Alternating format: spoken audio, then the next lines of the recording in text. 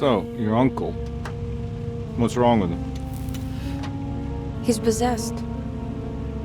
As in the devil? Something like that.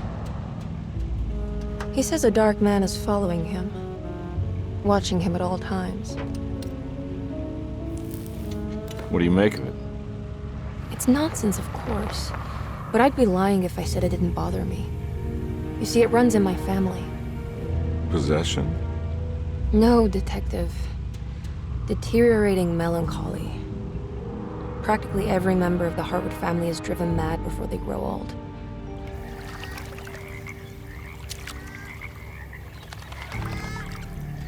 But Jeremy didn't kill himself. Is that why he's at your setup? Despite being convinced that he is truly possessed, he decided to put his last chips on Dr. Gray and his psychoanalysis, figuring he might stumble upon some cure.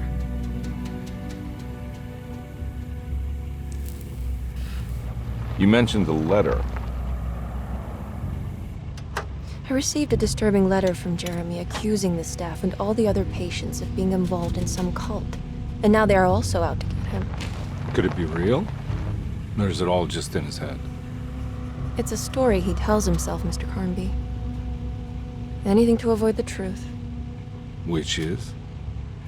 That we're all terribly insignificant. That people mean so very little to one another. That there is no one out to get Jeremy Hartwood because he isn't worth getting. Here we are.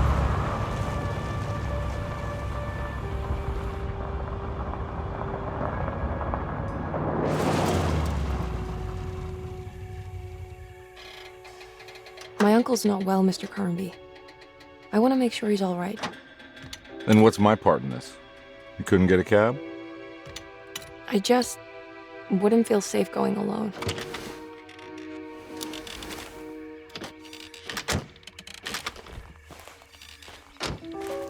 Did you bring a gun? Yeah. You think it'll actually come to that? No. But you might need to wave it around depending on how agreeable the staff will be. What exactly are we gonna do when we find Jeremy? I don't know. Let's just find him first.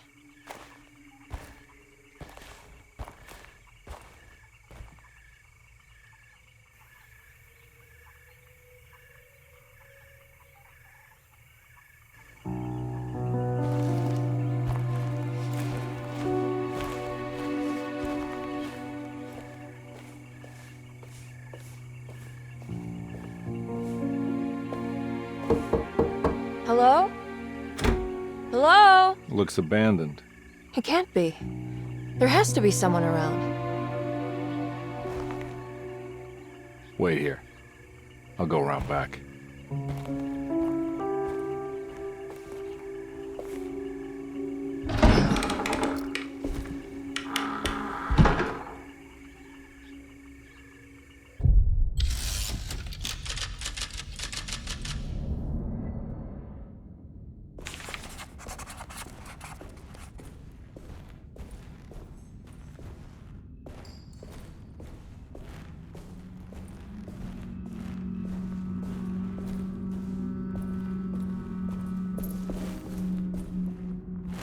Now what do we got here?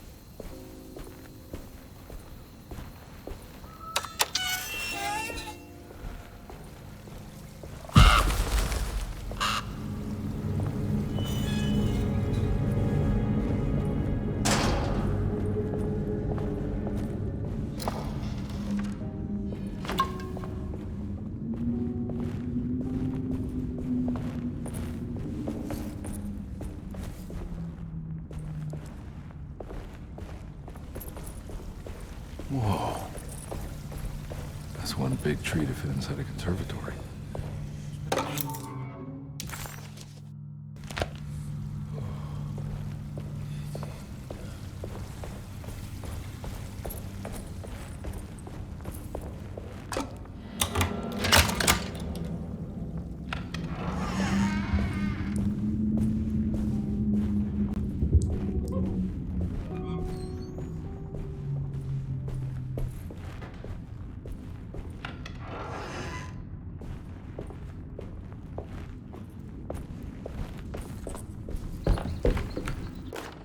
Every day your silence weighs a little heavier. It's been a difficult year for everyone, and many have lost all hope. I read in the papers about people suffering. Pictures of dust-covered landscapes without a drop of water. I wish I knew if you were still tending the earth or if you had turned your back against us. I have started to look for help elsewhere. I pray you will tell me if I am going down a path that you find disagreeable. With help from Baptiste and Charlotte, I found comfort in the practice of the voodoo. I have long been skeptical of that Caribbean cult, but it's been of good use to me. It seems all harmless in my book. I say some words dreamt up by the Creoles, and I carry around a small pocket of gris-gris. Nothing of this is mentioned in the Bible, of course, but the French Quarter priestess tells me it's all connected.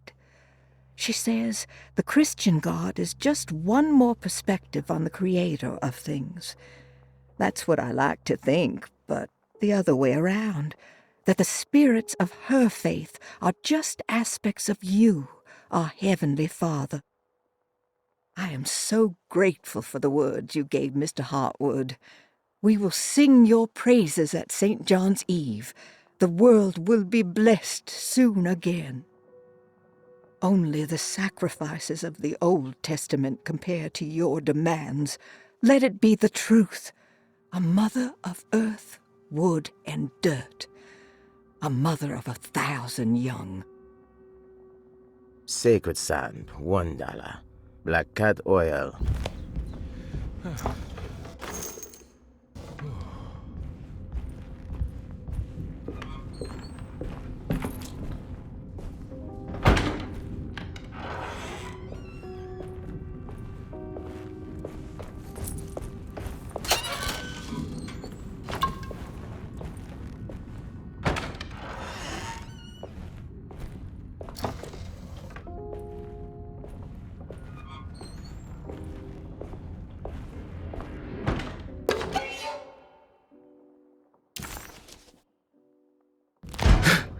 What was that?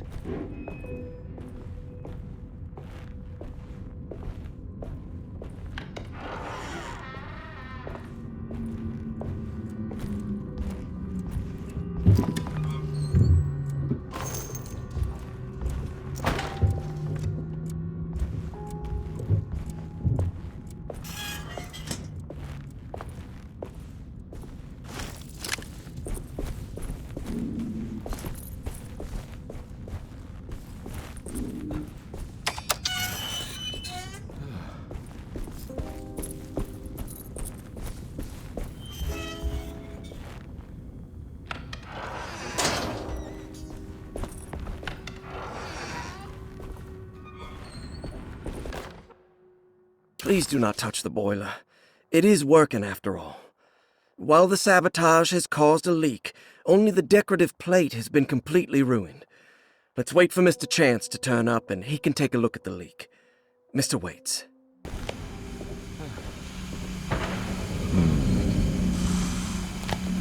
That doesn't look safe.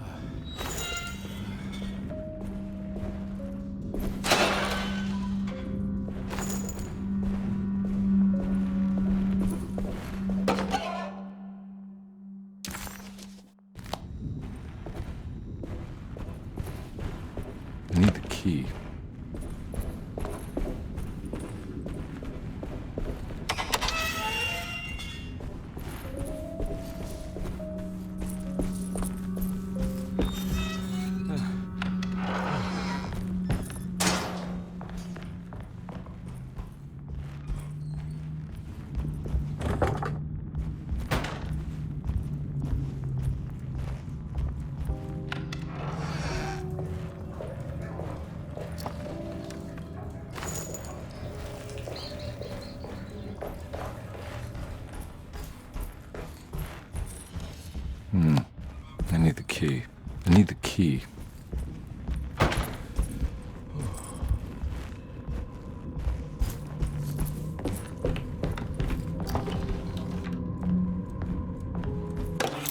Sunday, June 22nd. I spent all day looking for Jeremy. I should have cared for the others, but I'm scared that he will do something irreversible. Cassandra is upset that I didn't give her the latest shipment of pain medication that Waits brought from the post office yesterday. I would have given it to her, but the company didn't send a new key this time around, so the box is just sitting there on my desk. They must have figured we had plenty of their gimmicky keys by now. I only remember seeing one lately. Grace was playing with it inside the grand parlor. Unless it turns up by itself, it will have to wait. I have to figure out where Jeremy is. I think Jack knew something. That dog of his found a strange rot permeating the house. She's showing us, he said. Like those blots and streaks of fetid rot was talking to him.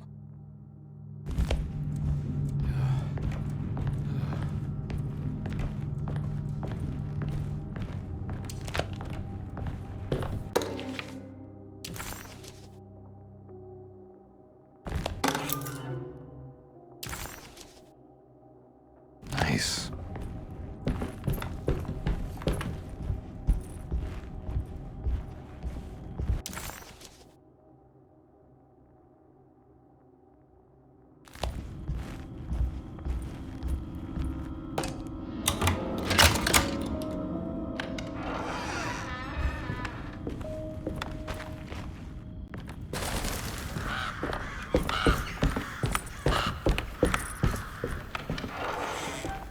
Oh.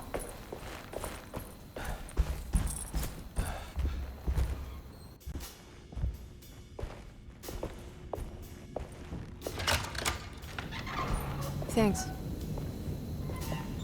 What are you doing? Who are you? Whoa, pardon me, excuse me. My name is Edward Carnby, private investigator. I hope you don't mind we let ourselves inside. I do mind. This is private property. You can't just barge in here. I'm sorry about all this, but I'm looking for my uncle. It's urgent, and no one was answering the door. We can't hear you knocking anymore. None of us can. Who is your uncle, darling? Jeremy. Am I right? She has that Heartwood gloom, doesn't she? That's right. I'm Emily Hartwood. I just came to make sure my uncle is all right. Well, he is unavailable right now. You will have to come back another day. Unavailable how? Is he sleeping? We can wait. He's lost. Don't I know you from somewhere? Who's your man again, Miss Hartwood? My name's Edward Carnby, private investigator. Splendid. Enough! All of you! Get back to your rooms! McCarthy, keep your eyes on the child. And you two, please leave immediately. Look, we're not here to cause any trouble. Just let us see the old man, satisfy the curiosity of my client here, and we'll be off. Jeremy has gone missing. There's no need to worry, but it might be some time before he turns up.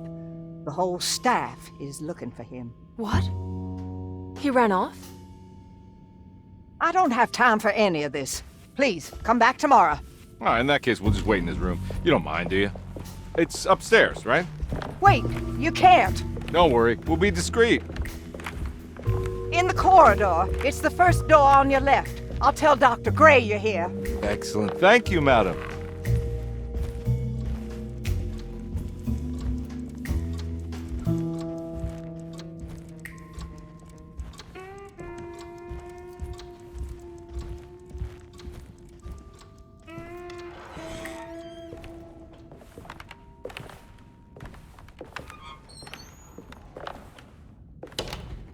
All right, here we are. Let's look around. See if we can dig up any clues.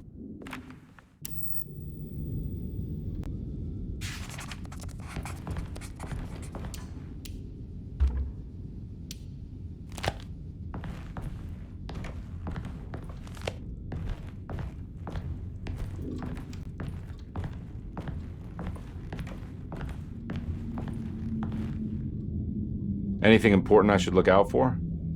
Did he keep a diary? Not that I know of, but it wouldn't surprise me. Every night the dark man stands opaque at the threshold of my room, counting the days until my spirit spills out of my tired shape. Only his pallid mask shelters my remaining sanity. Staring directly into the face of that demonic sultan would surely sunder time itself. Would he have looked the same to my father as he struggled for his life? Does his veiled face haunt my niece quite the same way? I wish so that I could rest my soul in that sunburnt convent of Tarawea. Would I find you there, Juan? Or Senora Perosi, back from the beyond? Every night I hide from him, moving from one misshapen memory to another. Scenes conjured out of fantasy and delirium. Places I struggle to even paint. I wish I understood your death, Senora. Is there anything I could do for you but bury you in that bleak necropolis? That triumphant chapel rising above the ledges and the oven vaults shall be your sepulchre, where you may rest, and I shall weep.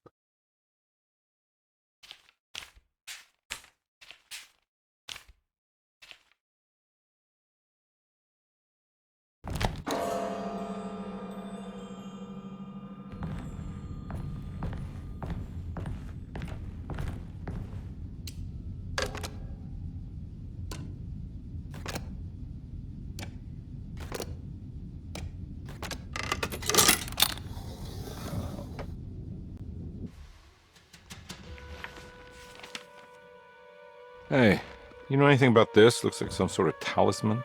No, I don't. Oh, help me out here, will you?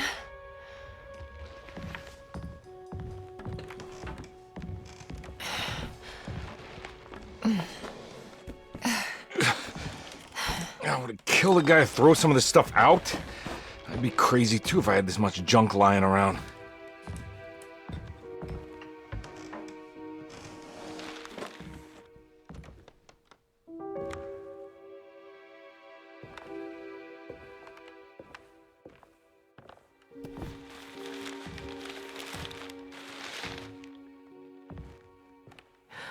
Oh, wow.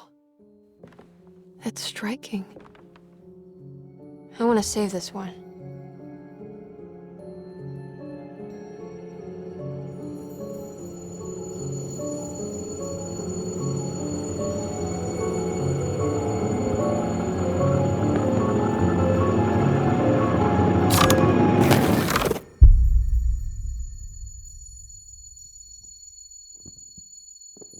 All right, come on.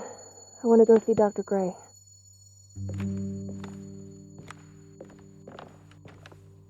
Come on, let's go. Yeah, I'm coming.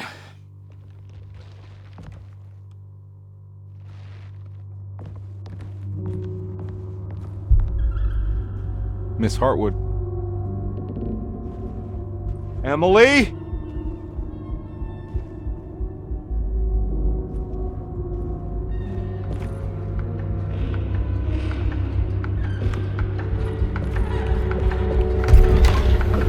What the hell is going on?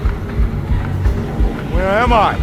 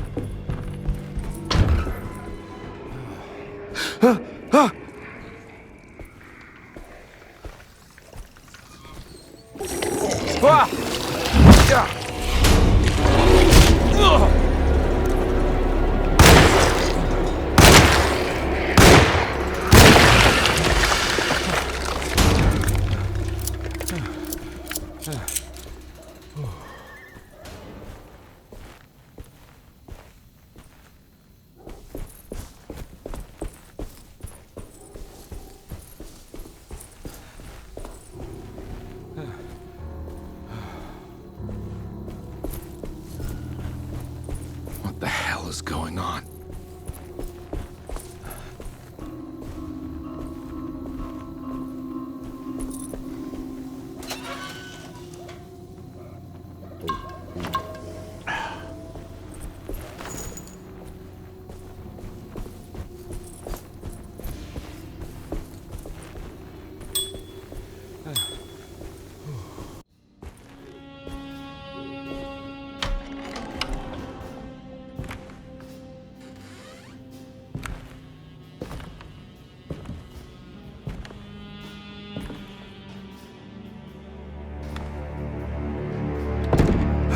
Don't let them get inside, compare. They're not the good kind.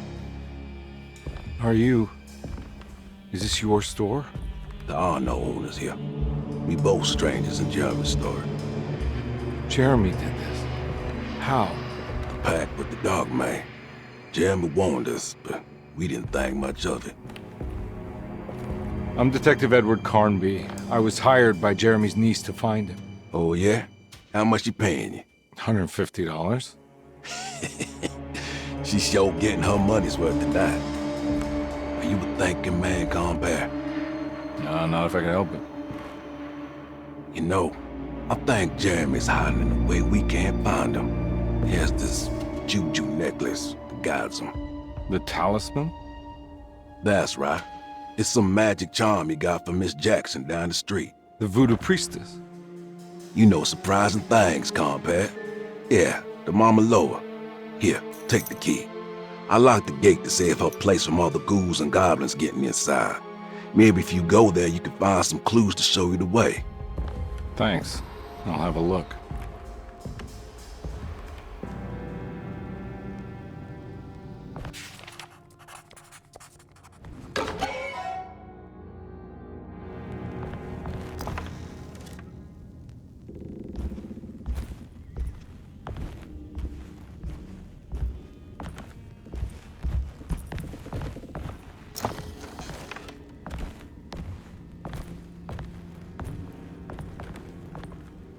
You want to come along?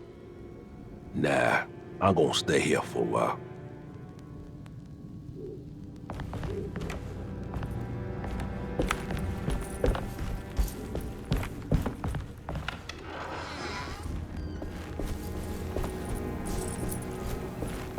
I can't go that way.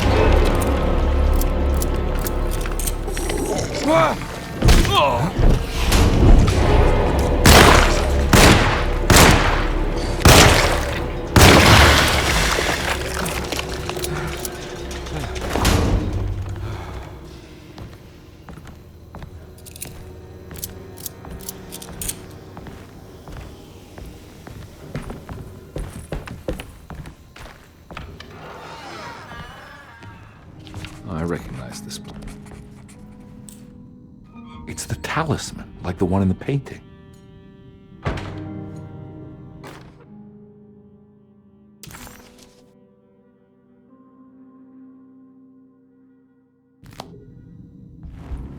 I think it's meant for the talisman.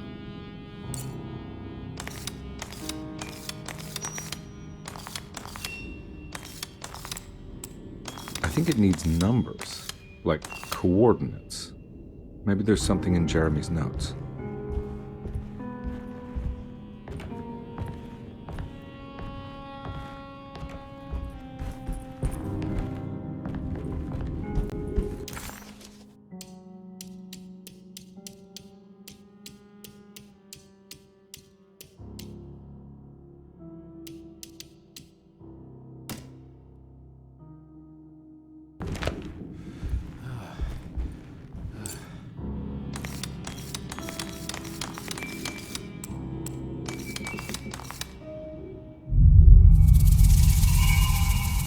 It's showing something. A place? Where is that? Huh.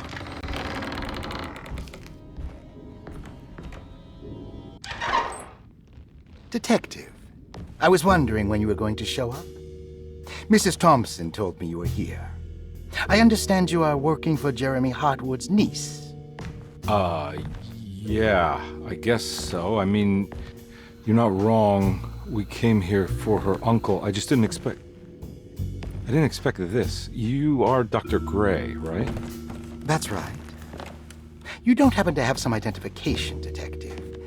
I'm not keen on having strangers prying into my business. Oh, Detective Edward Carnby, Decatur Street, New Orleans. Enjoying the Vieux Carré, Detective? Those old French quarters, the voodoo people, the gangsters. I'm sure you live an exciting life. Well, that's not quite like the stories, Doc. Just trying to make a living. Aren't we all making a living? Well, welcome to Deseto, Detective. I hope your time here will be useful. Now, what can I do for you? Why don't you tell me where I can find Jeremy Hartwood? Why wouldn't that make for a short visit? I wish I could tell you, but I'm afraid I don't know. A drink, Detective? Anything brandy. Oh, you do belong in the French quarters, Detective. Armagnac or cognac? You know, just give me the cheap stuff. I'm not much of a connoisseur. Having low standards is not a virtue, Detective. Let me see if I can broaden your perspective. What can you tell me about Jeremy? I wouldn't want to go into details about his condition. Doctor-patient confidentiality. I'm sure you understand. Sure, but he is crazy, and he's gone missing. Why? Here, try this. Ooh, it's good. Got a bite? It's called a sidecar. The trick is not to be afraid of the tartness of the lemon. Then, for goodness sake, don't overdo the triple sec. Okay, what can you tell me about Jeremy? Well, let me think. He is an anxious man, constantly worried about events not presenting themselves according to his model of predestination.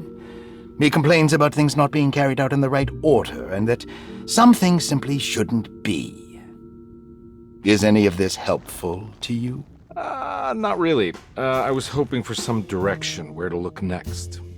I'm sorry. I have nothing for you then. You should talk to my orderlies. They have been looking for him for a while now. I'm sure they would appreciate your help. Yeah, I ran into Batiste earlier. Come to think of it, he might have given me a lead. Oh, excellent. So your investigation is already underway. I'm gonna go, but I'm sure we'll meet again. Looking forward to it. Safe returns.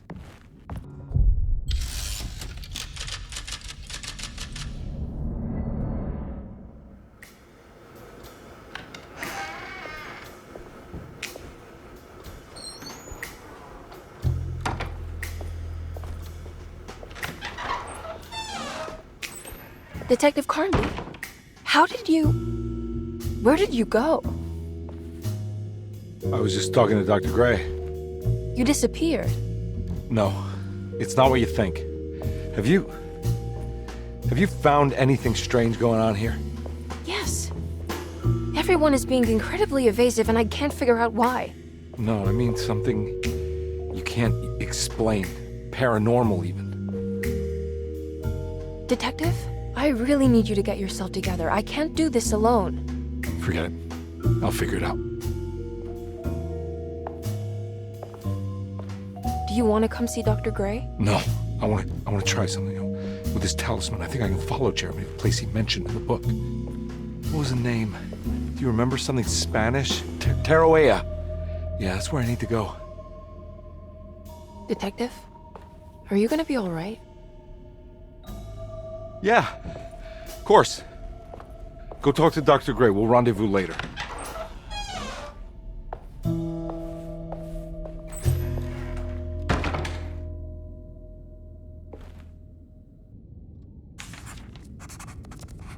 This talisman brought me back from the French Quarter in the blink of an eye. If Jeremy can travel so easily, then he could be hiding anywhere, even Tarawea. If he can do it, so can I. I just need to figure out how the talisman works.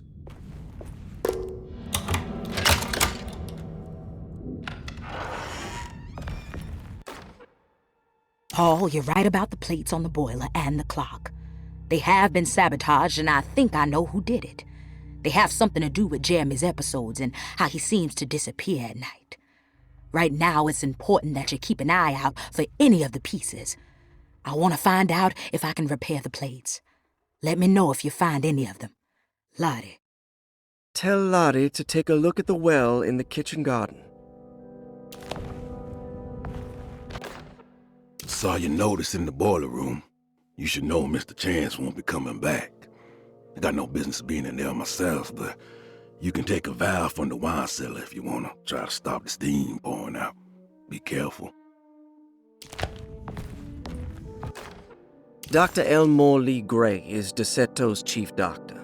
Accounting and all administrative work is handled by me, Paul Waits. Magdalena Thompson, or Mags, is responsible for the household.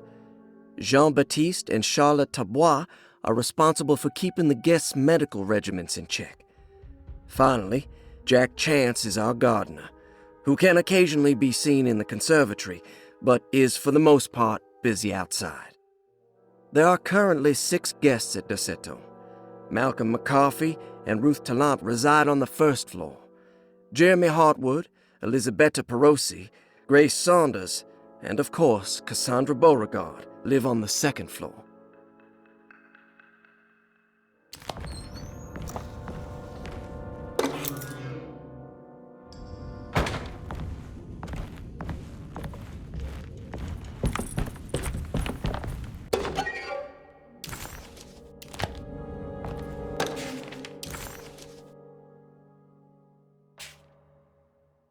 Looks like all the patients are accounted for. There's no way I can get into this thing. Better leave it alone. I need the key.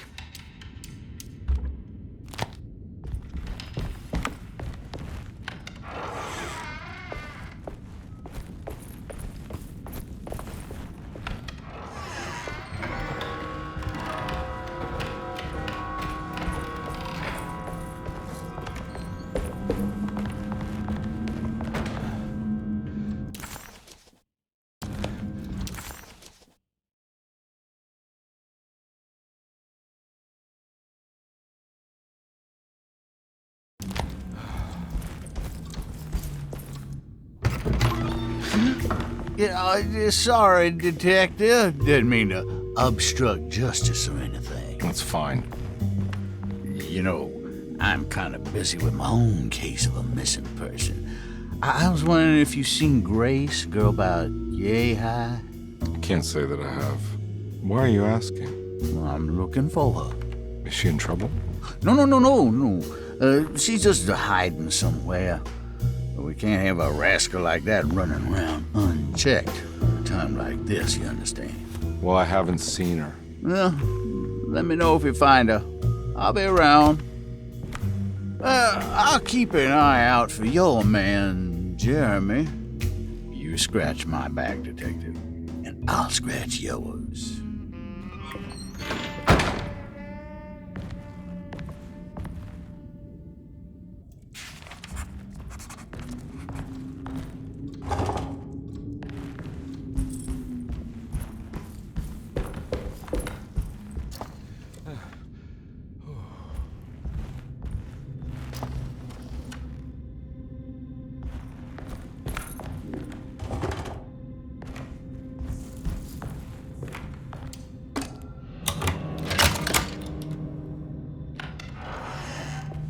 Huh.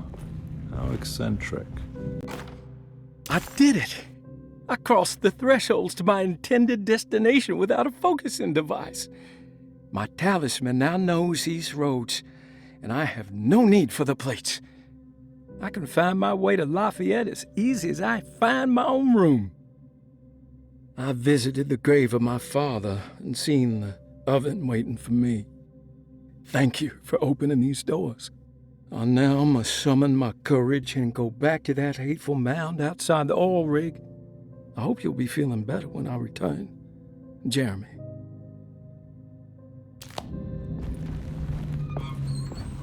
What are these symbols?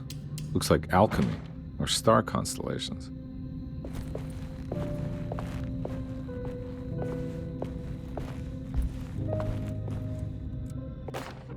You may need to remember how to get them out again. They are locked up for good reason. I am sure she is still able to whisper the answer in the ears of the wrong people. But not for long. I will see her burned soon enough. That black goat will be sacrificed to put an end to it all. Then it will all be over. No more Derceto, and sadly, no Astarte. Those good pirates of Pontchartrain. May you still sail the lake, until you find the shores of Hali.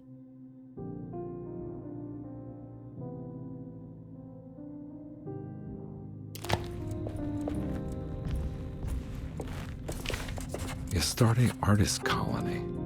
I remember hearing about their disappearance. Must have been 15 years or more now.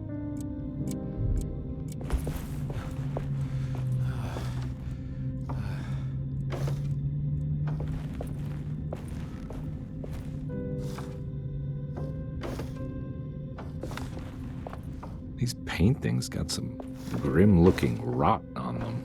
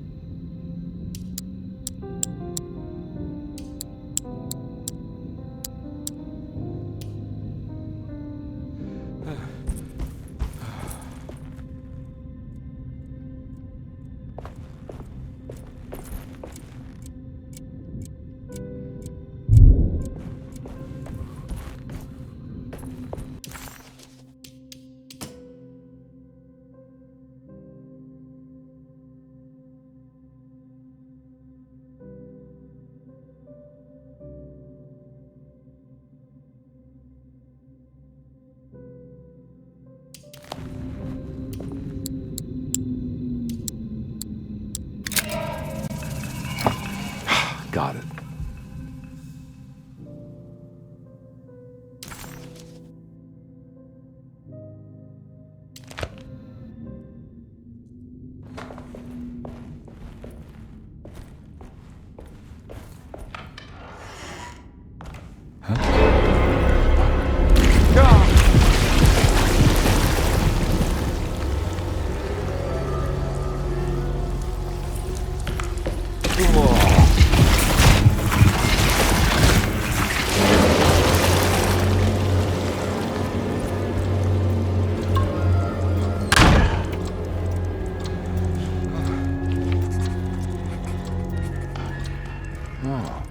What happened?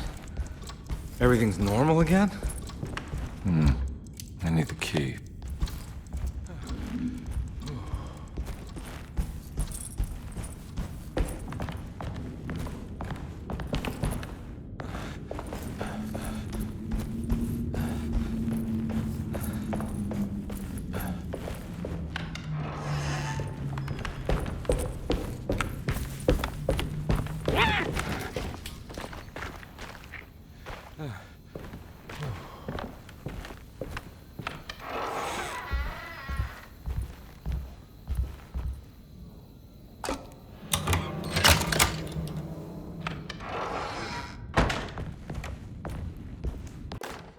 Lost Plantations of Louisiana, Thierry Briclot, 1917.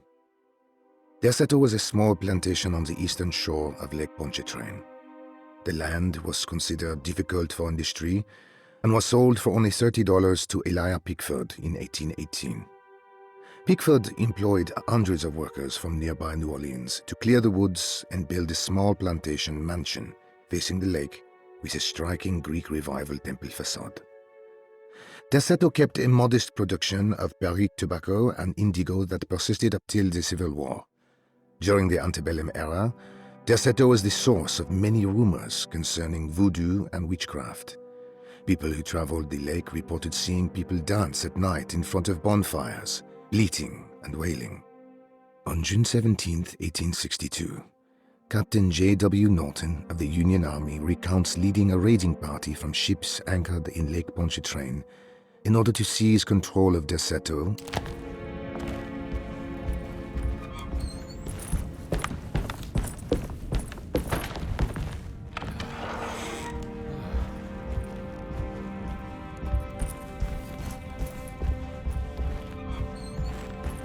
it's wedged shut.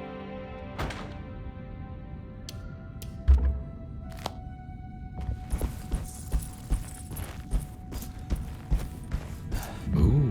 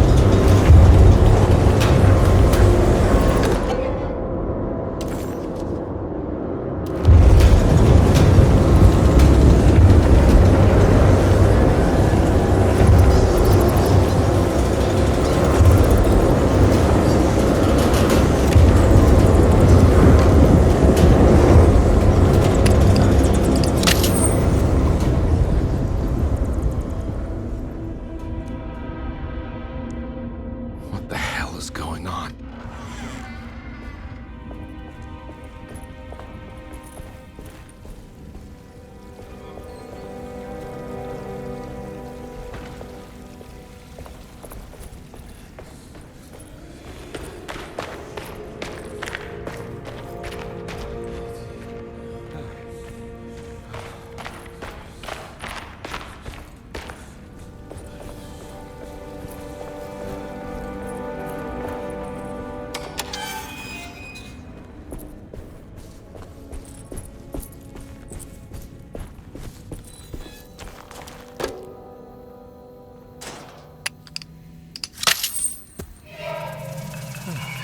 Got it.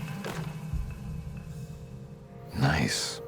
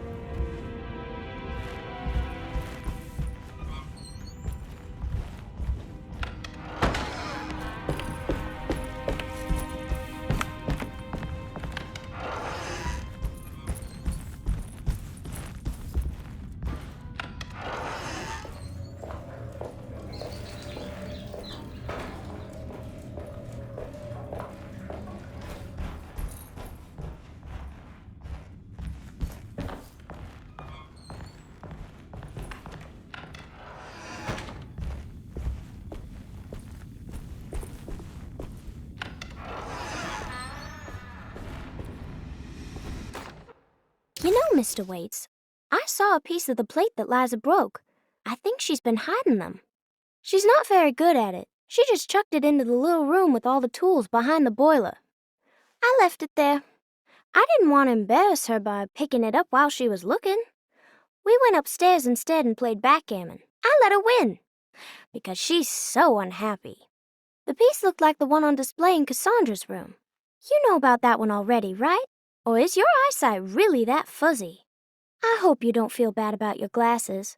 You only look stupid when you squint. Maybe if you had more eyes, you would see these things. I wish you had all the eyes you needed. Your best and favorite guest, Grace. It's staying.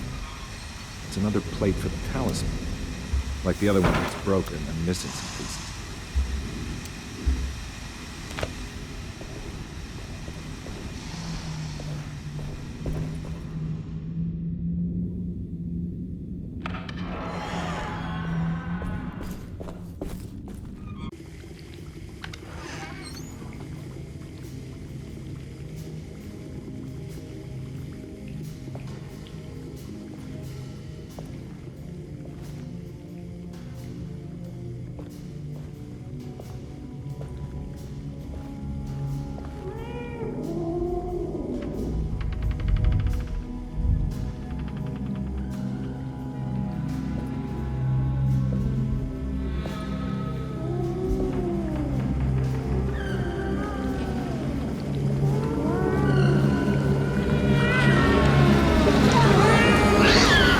What are you doing in my kitchen? I assure you. No, I'm sorry. I promise you. Mr. Hotwood is nowhere near my kitchen, and neither should you be. Don't make me kick you out of this house. Sorry. Now get out! Yeah.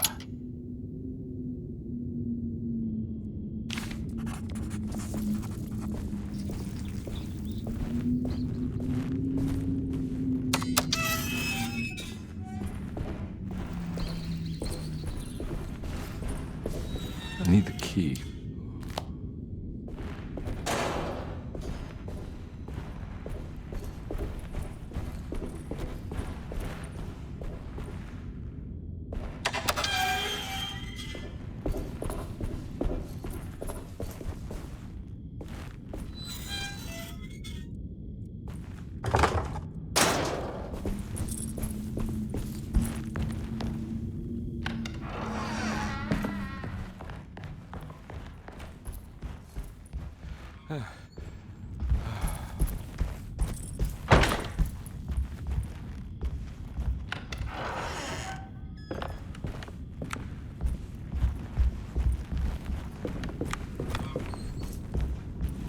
It's wedged shut.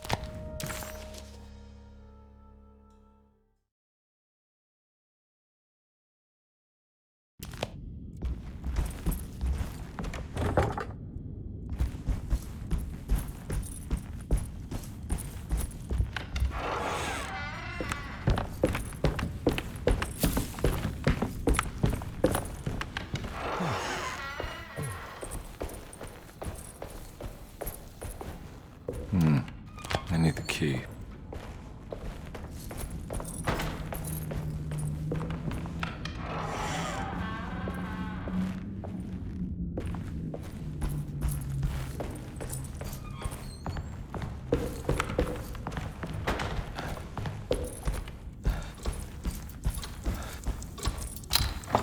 This must be the clock that Jeremy wrote about in the Commonplace book.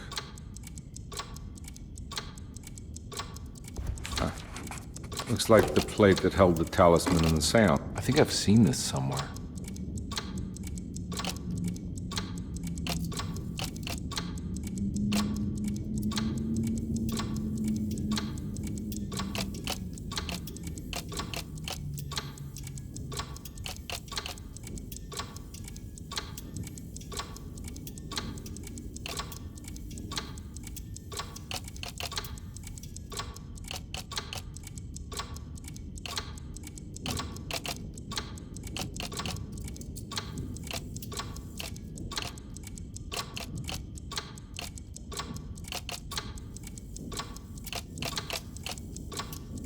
was something in the commonplace book about this.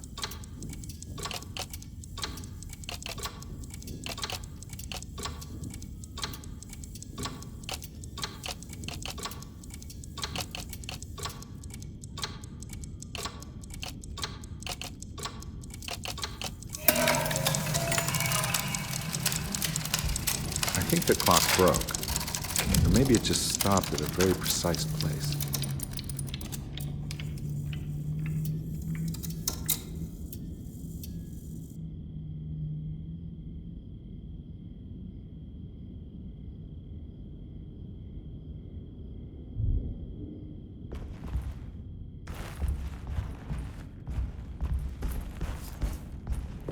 I need the key.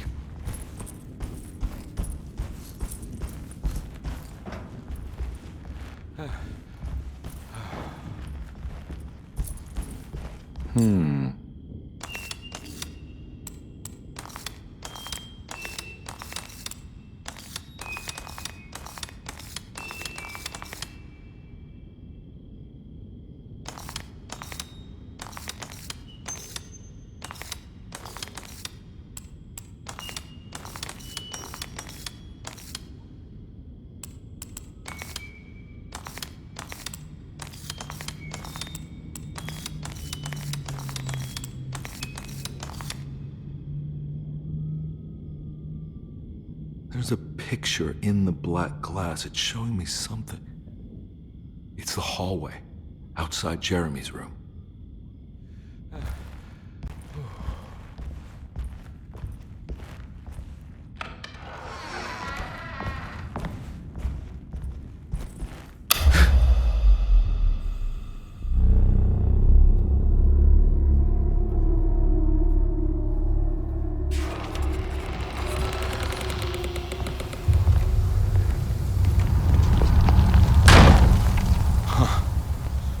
Made it.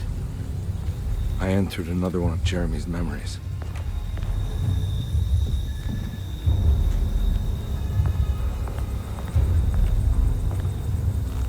Ugh.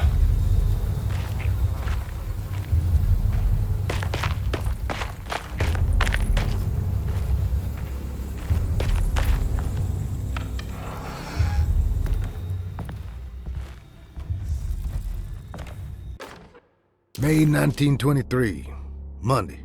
All okay, ready for delivery. Maintenance, oil pump must be serviced. Any tampering causes large spills unless properly forestalled.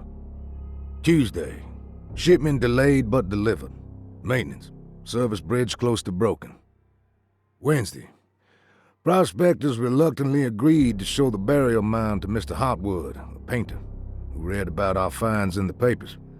He means to return tomorrow and try to find a way inside. Thursday. Mr. Hotwood's efforts delayed. The workers seemed nervous about his presence. Hotwood promised not to return to the compound. Instead, he has taken up an offer by L'Officier, the riverboat captain, who means to pilot him to the site tomorrow morning. Hopefully that's the end. Work can resume. Maintenance. Bridge from the oil tower to the bayou has collapsed. Sabotage suspected. This is the devil that guides us now. Huh.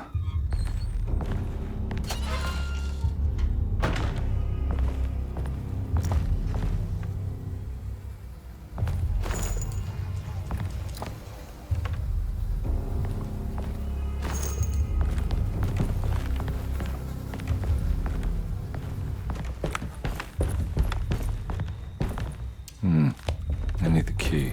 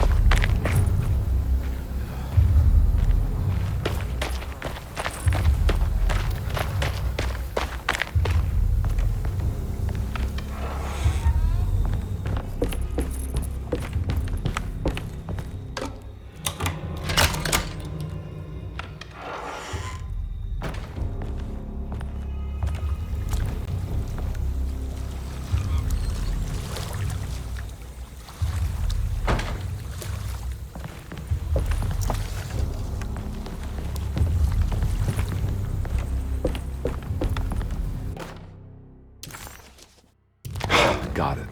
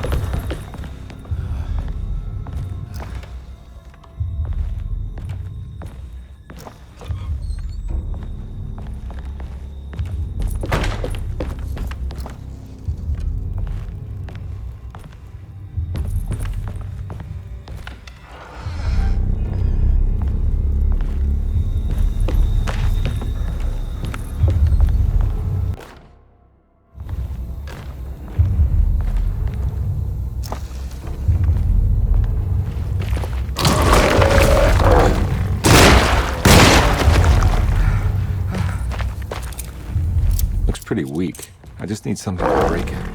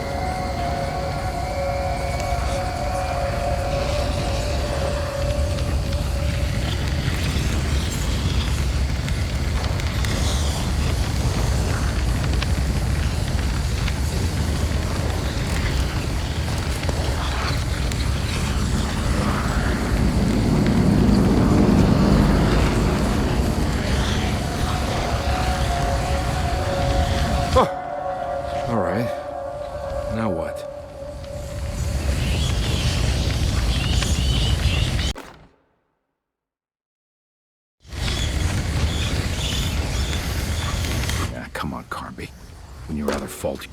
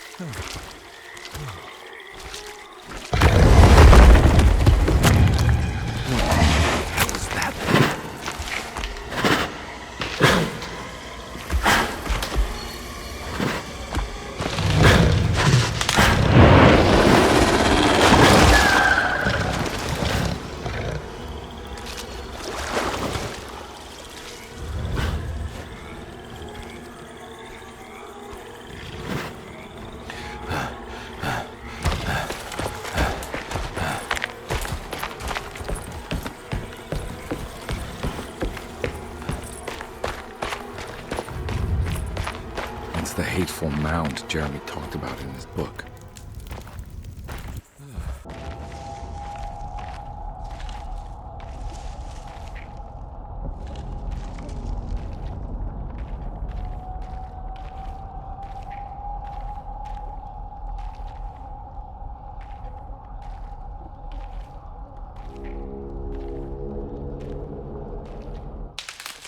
Don't come any closer. I'm armed. Get that thing out of my face. Who are you? What are you doing here? I'm just a detective trying to find something called Tarawea. You're after Jeremy too? Why? I'm working for his niece. She wants to make sure he's alright. He might be unharmed, but far from alright. He's a curse upon Deseto. Here we go again. Quiet!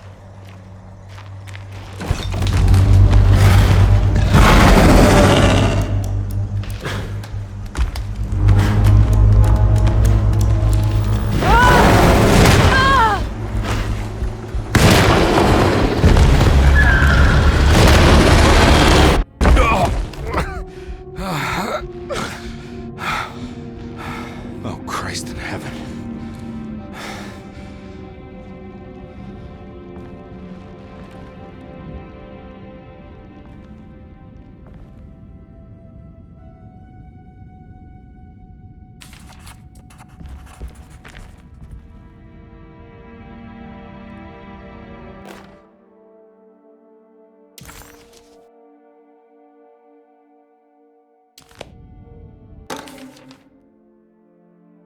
Reflections on the Power of the Verb in Certain Texts by Juan Luis Jorge.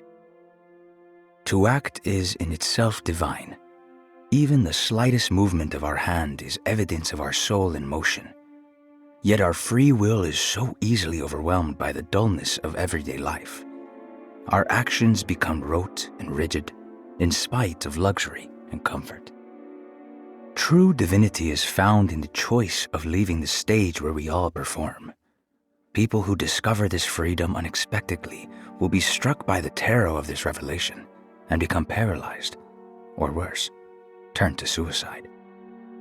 However, if you are able to weather that storm, you will discover that there is a divine path beyond that fear.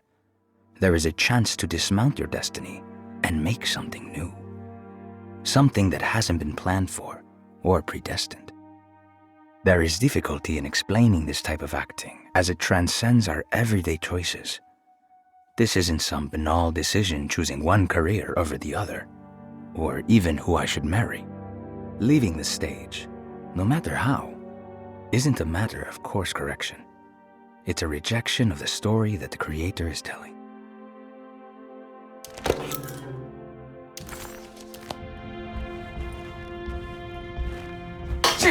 Ooh.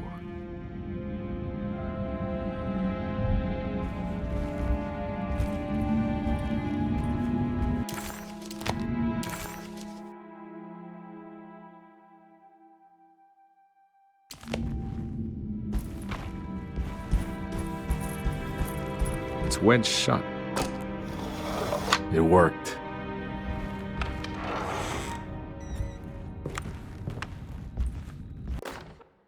The Barlow lens. Instructions. To double the magnification of your telescope, simply fit this Barlow lens to your instrument. Then operate the fine tuners to adjust the distance between your lenses. This is easily done while looking through your eyepiece. Simply search for a position where your picture is clear and appears flat. When correctly tuned, your telescope should present a clear picture with magnificent magnification.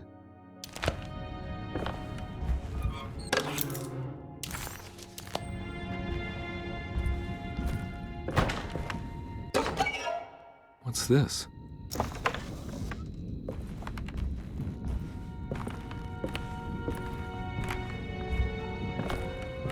I don't think I have everything I need.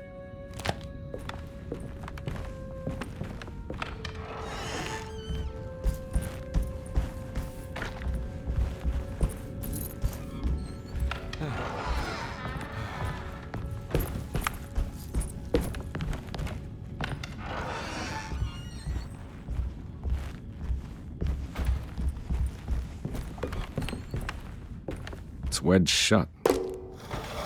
It worked.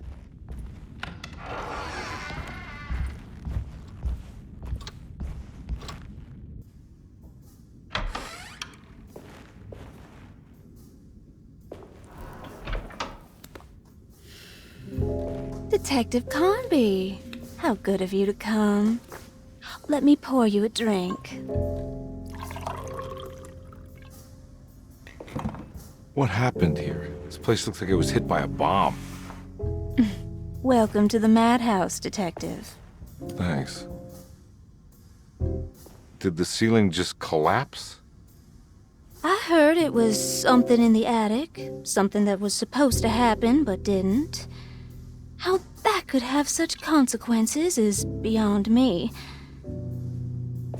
The truth is, I don't know why the room looks like this.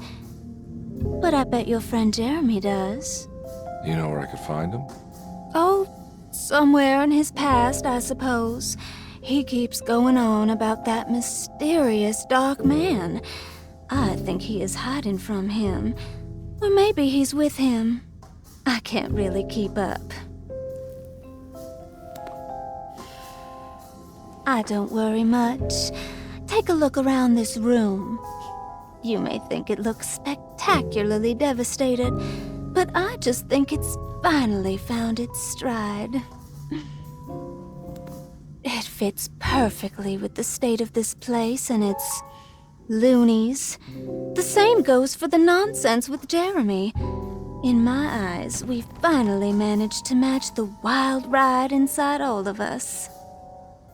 Well, I'm happy you find the evening so harmonious. I hope you don't mind me setting things right. Jeremy's business, that is. This room looks beyond my capabilities. Good luck, Detective. Hope to see you again soon. Yeah. Evening, miss.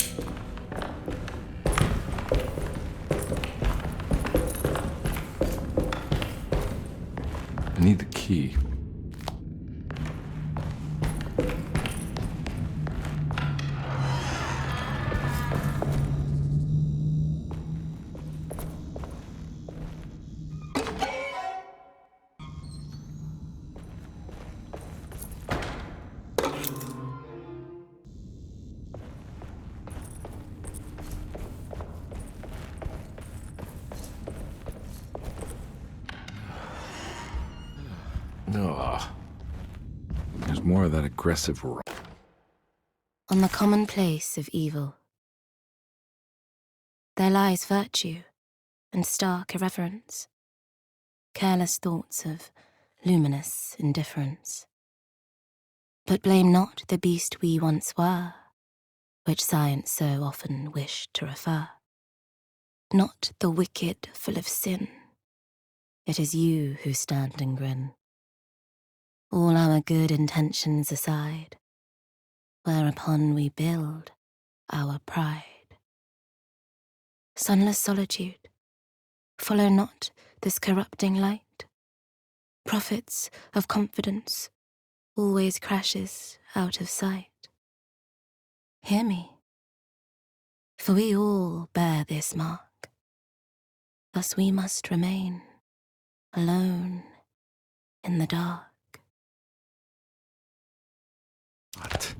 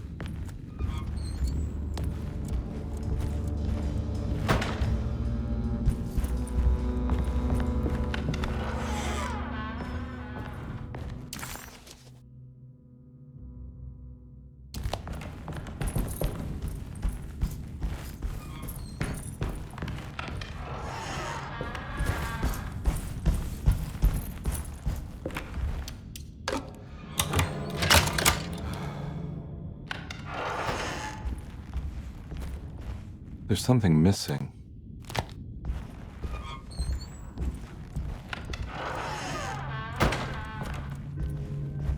This must be that kid's room.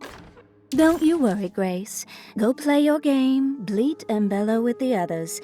I won't be jealous. There will be more masquerades. However, I would love it if you would finish my mask for the feast. With love, Ruth. Why does she seem so familiar?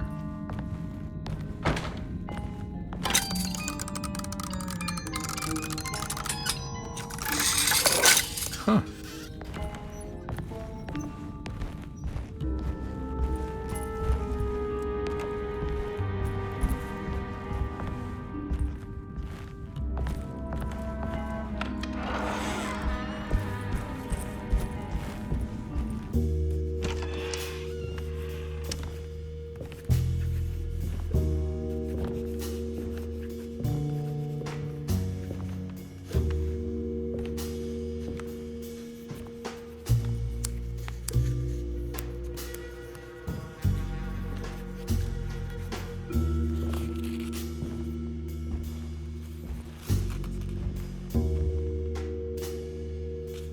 What you got there? You drawing something? Nothing special. I'm just bored. Do I know you from somewhere? I remember you, Mr. Conby. From where? Don't touch that. Cassandra wouldn't like it. She wouldn't like it at all. Do you know where she is? I'd rather not talk about it. It makes me upset. Besides, she'll be back after the Feast of St. John. You think? Yup. It's all on the page, Mr. Conby. And many of them that sleep in the dust of the earth shall awake, some to everlasting life, and some to shame and everlasting contempt. All right. I'm gonna go now, if that's okay. I don't like to stay too long in the same place. Mr. McCoffey might find me. Hey. Is he mean to you? Not everyone needs to be saved, Mr. Conby. You should know that by now.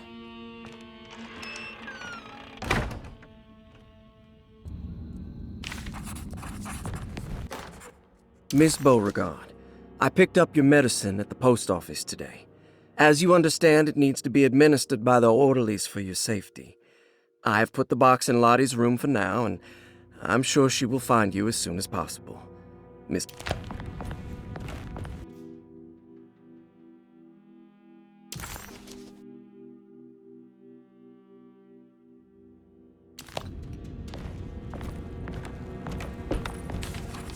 So this is where Cassandra Beauregard ended up. For some reason, I thought she died years ago.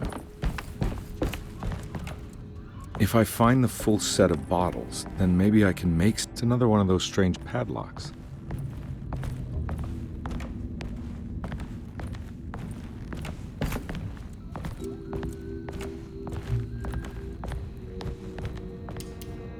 I don't think I have everything I need.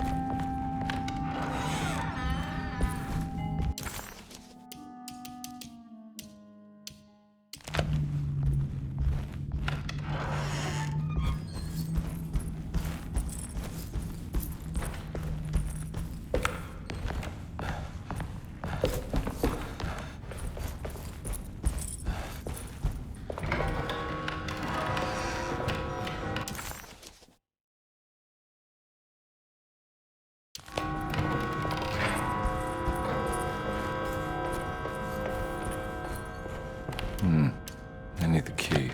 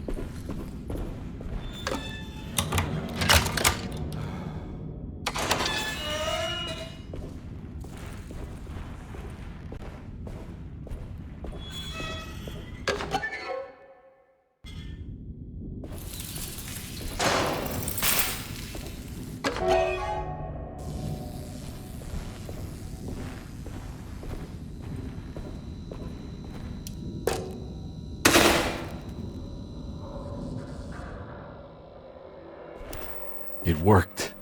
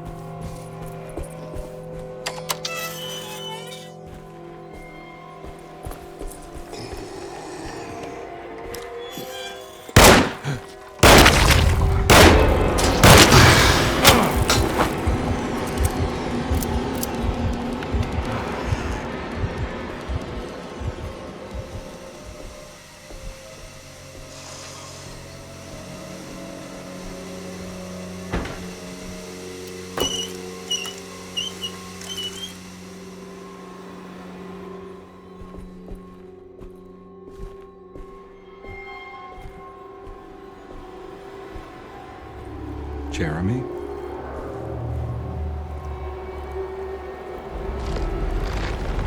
What the hell is going on?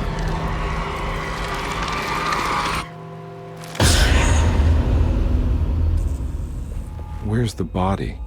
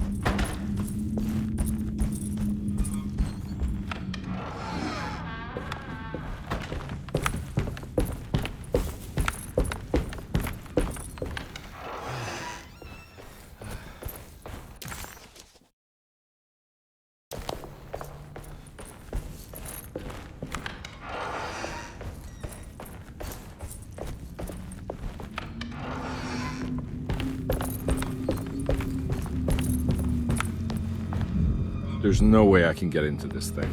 Better leave it alone. I need the key.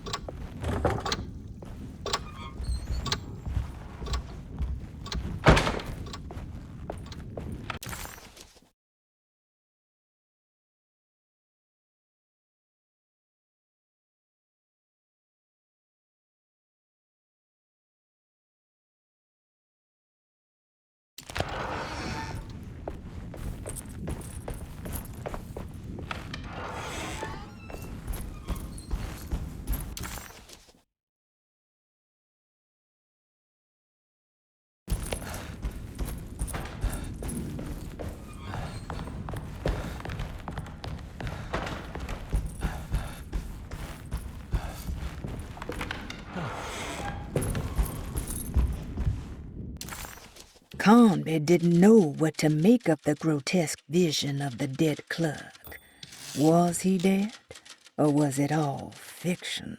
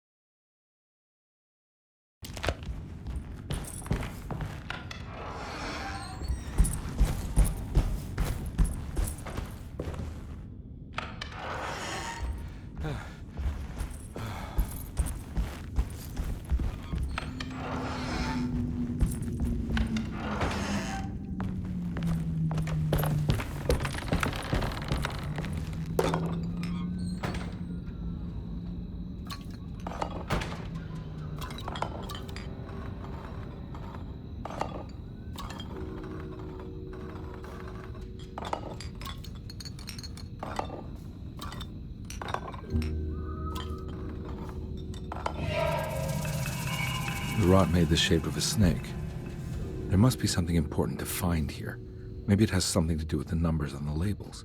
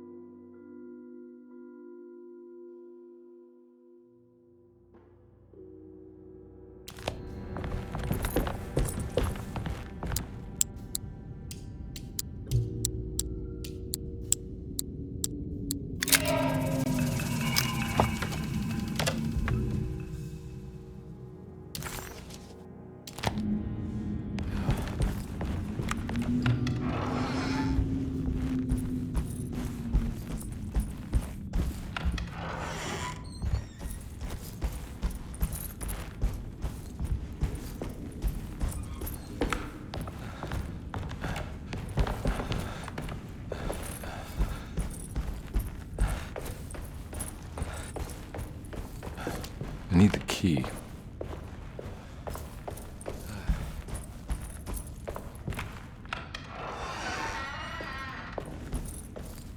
I'm not gonna walk out of this now. I need to help Emily save her uncle.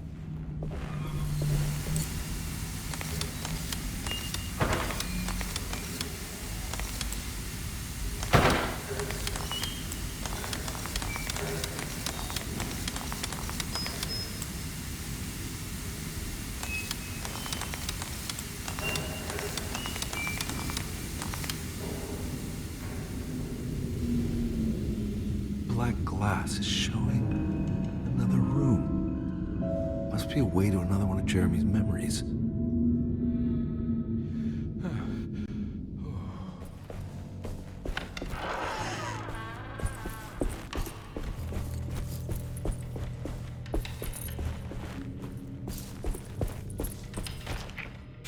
I knew it. I knew it would work. You're getting good at this, Carnby. Maybe a little too good at this.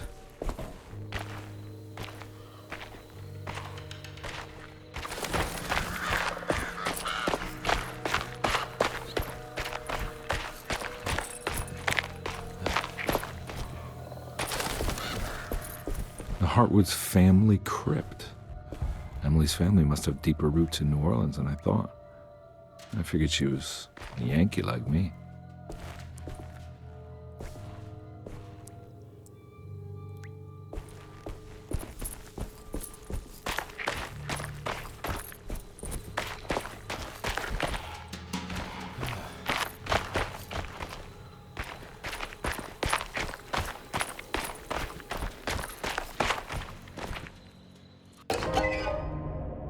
What's this?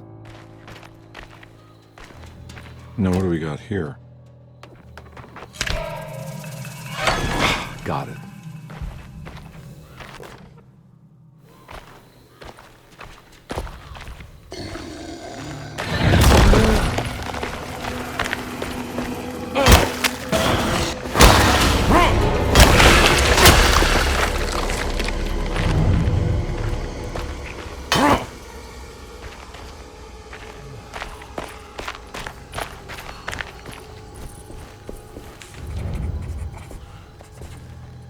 Jeremy sketched this chapel in his book, so it must be important. Looks like I'll need more medallions to open it, though.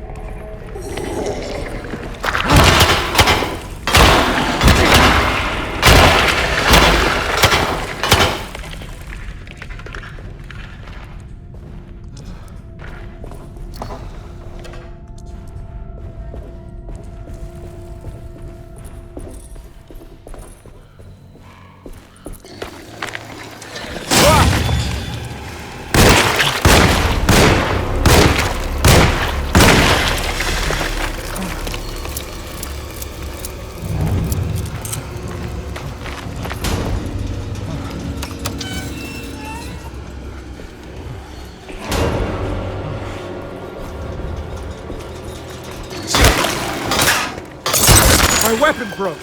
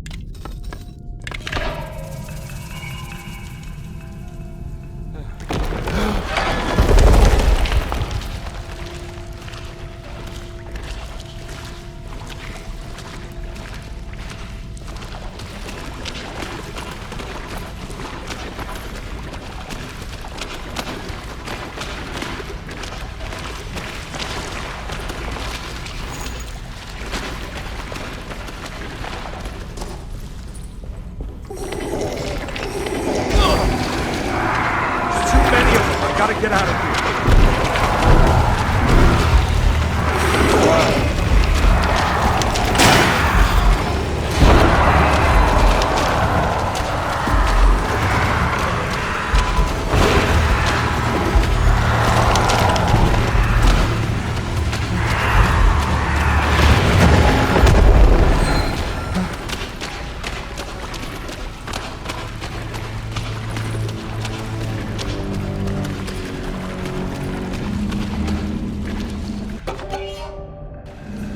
Got here.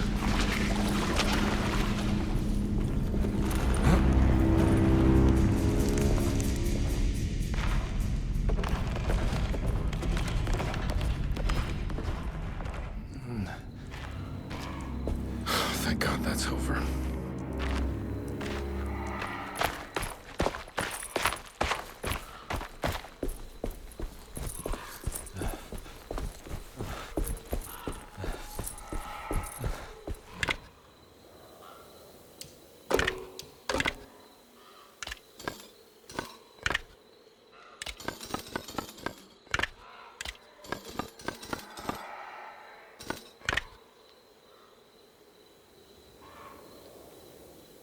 That can't be right.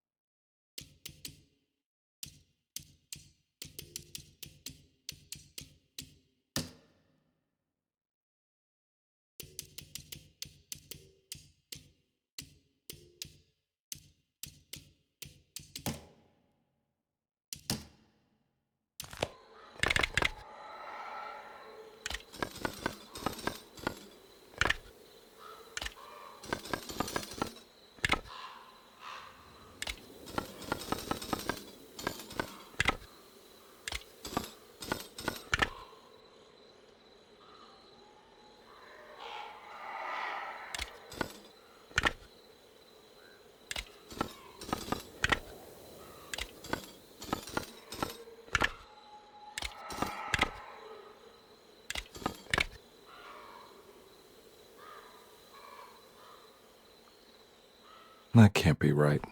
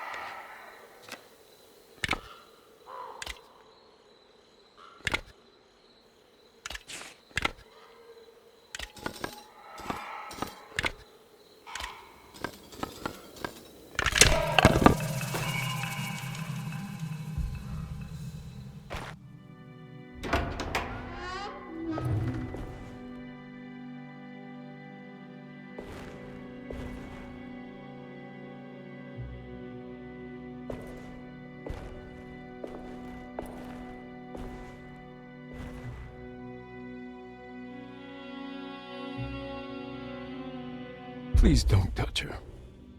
Jeremy. What are you doing here? Everyone's looking for you. I know, it's all a big mess. No one understands. I'm just trying to keep evil at bay. Just for a little while longer. You've got to come back with me. Your niece is waiting at Derceto. Emily? Why would you... My letter. But keep making it worse. What is going on, Jeremy?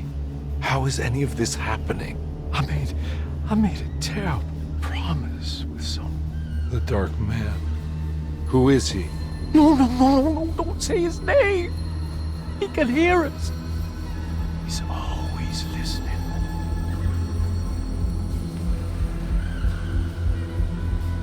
Jeremy, I need to understand what is going on. I promised him everything. When the sun rises, I will be chained in his sunken desert temple for an eternity. But at least the evil about to awaken in Derceto won't harm anyone outside of that cursed place. You're acting crazy, Jeremy. I want to help. There's nothing you can do. And what's all the business about Teruea? Why did you want to go there? I can't go there. Not allowed. But you wanted to. Can I go? Tell me, will it help me to break your pact? Is there something there that would help? Why would you give me hope? That's so cruel. Okay, sounds like we're onto something here. What should I— Look out! Behind you! Run! Don't let it take you!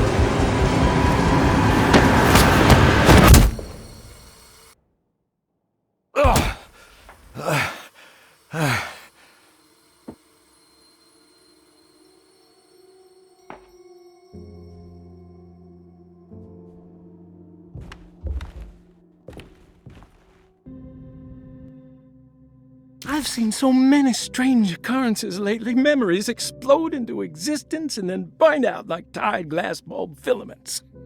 Dreamscapes crash down from the stars and sink into the sea.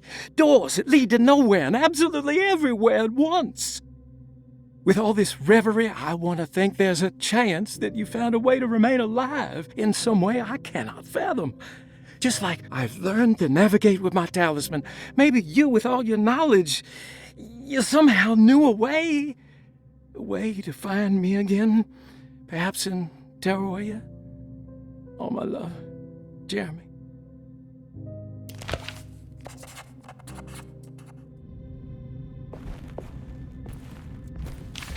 She's dead. No matter how she died, she looks peaceful now.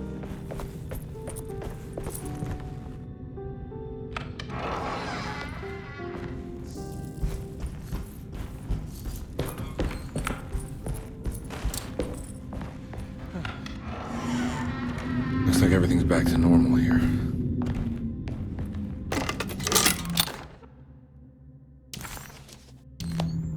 A telescope lens. Why would he lock that up?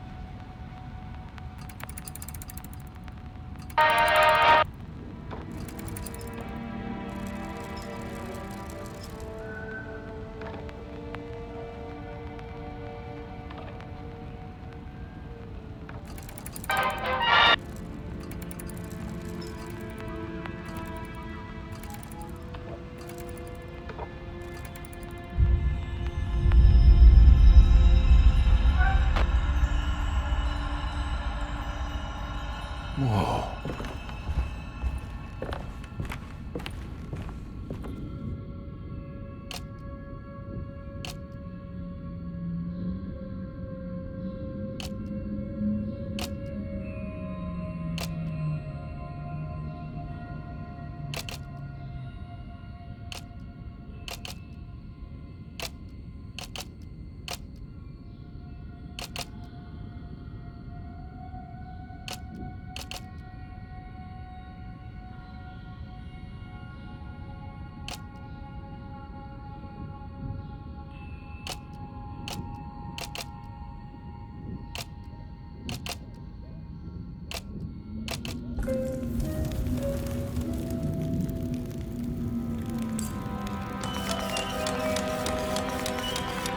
Whoa, what's going on? It's dialing in something all on its own and it's showing the way to another memory? Where is that?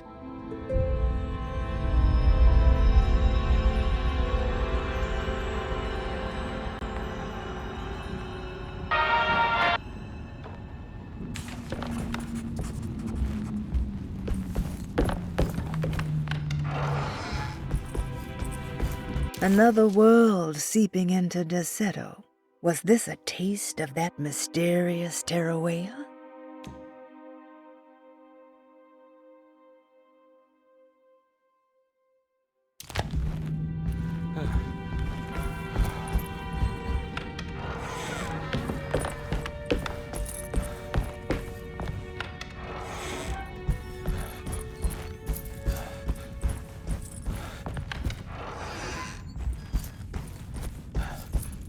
Here we go.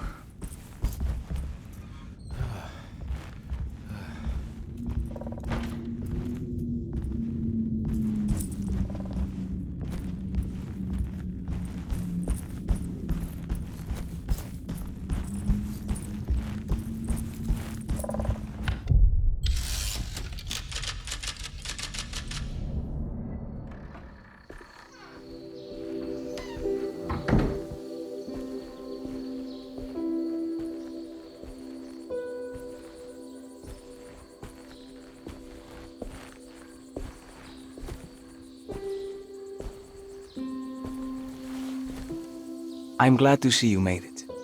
I had my doubts, but the hope you instilled has yet abandoned me. I guess this must be Tarawea. Who are you? My name is Juan Luis Jorge, and this is indeed the convent of Tarawea. You'll have to excuse me, but Yermi never got your name. The name's Edward Carnby. I'm a private investigator. You're not a patient, are you? No. I'm the author of a book that Yermi once found important. How does that work? Are you part of this memory as well? Is this even a memory? I think calling me a manifestation of Yermi's subconscious would be more correct. And so is the convent of Tarawea.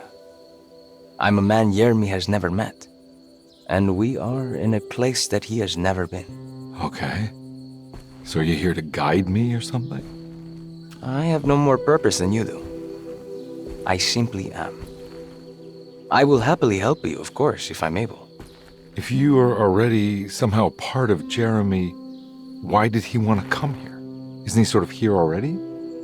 Yermi wanted to come here because it's a representation of his mind at peace. When Dr. Gray asks him to find his focus during his sessions, this far-flung convent is what Yermi imagines. He is under the impression that if he could physically come here, he would reach a perfect equanimity, a spiritual apotheosis. You don't think it would work? Yermi subconsciously knows it's just wishful thinking.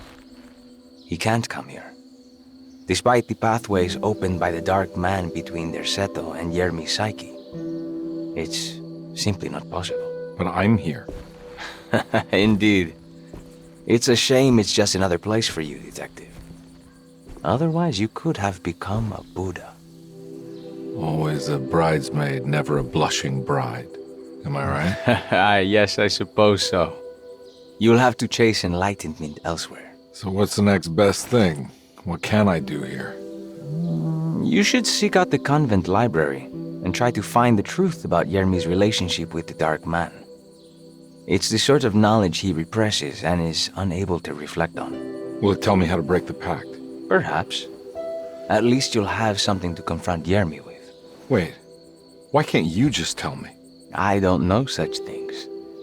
You'd be better off consulting the texts of Dr. Freud, if you want such answers. No thanks, I hate shrinks. There is another thing you should know about the library. He is here as well. The Dark Man has been working his way through the text for a long, long time. He's here? How am I supposed to get past him? Be careful, Detective. Oh, jeez, just perfect.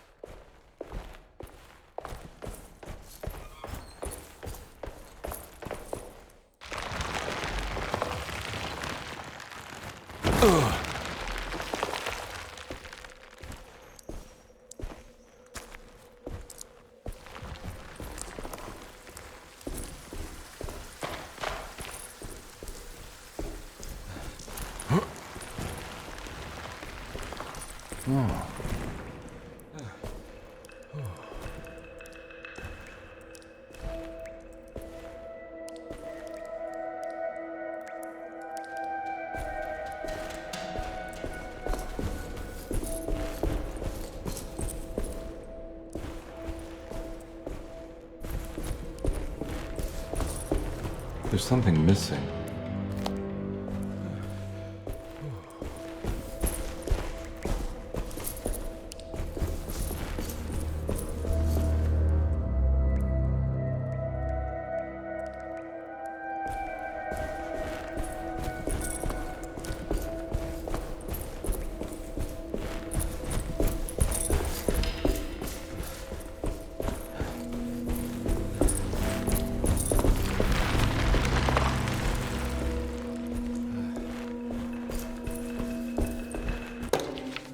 The great library was endless, beautiful, and terrible.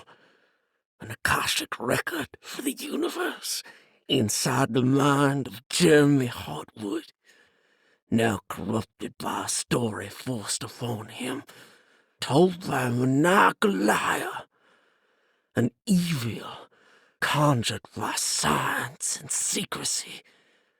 I will suspend a room and lock away the foundation of his character. Its key will be left to the librarian, the only thing invisible to the Prowler.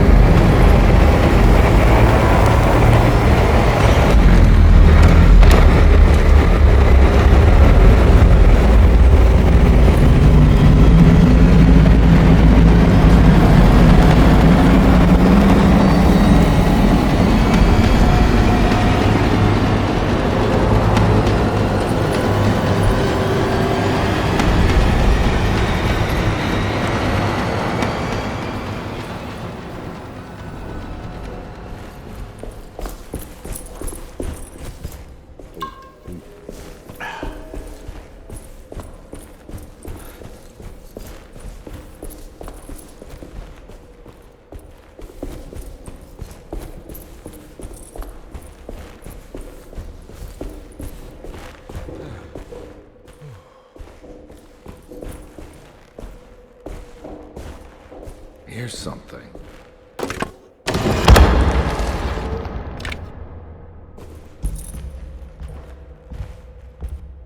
It was in the hot autumn that I went through the night with the restless crowds. He was a kind of itinerant showman who held forth in public halls and aroused widespread fear. The New Orleans address of the event is lost, but I remember distinctly the Prext Shipping Company pressing their contribution. Hey.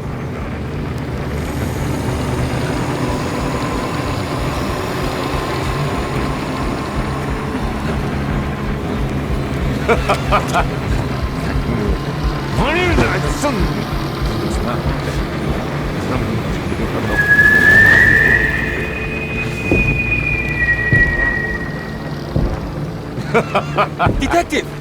Juan! Juan!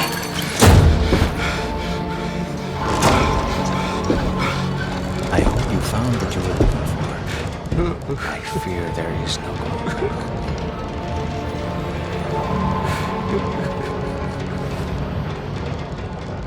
I was so close. There must be something I can work with. Come on, Carnby, think. Think! Shipping company. Prext. Right. Good luck, detective.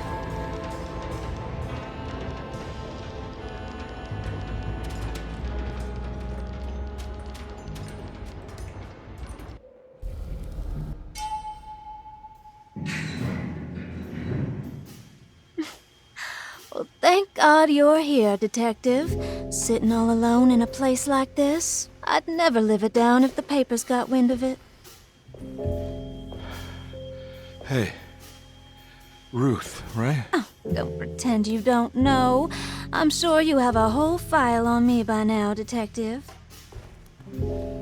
I suppose we weren't formally introduced. I'm Ruth Talon. Miss Ruth Talon, in case you're wondering. Edward Carnby. Enchanté.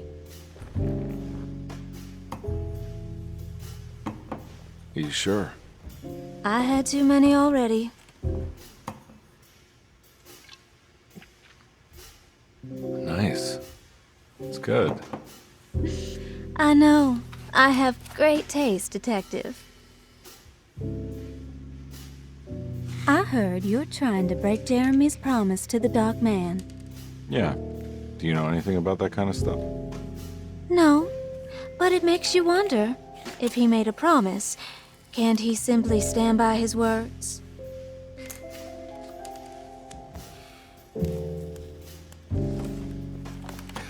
Look, I'm just trying to get Jeremy out of a bad deal, so he'll come back with us to New Orleans. Well, if all fails. What are you doing? It's a sign of submission to the Dark Man. I saw it in a dream once. What?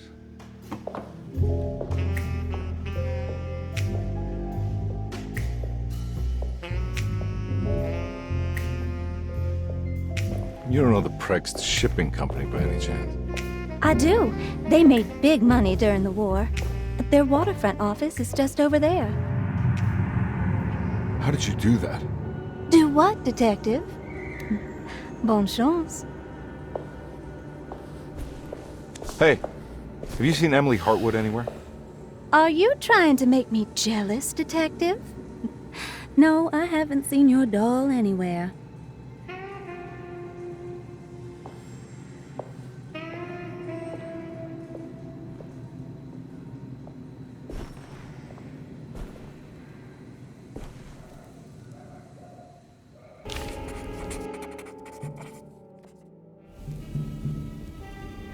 Prext Shipping Company.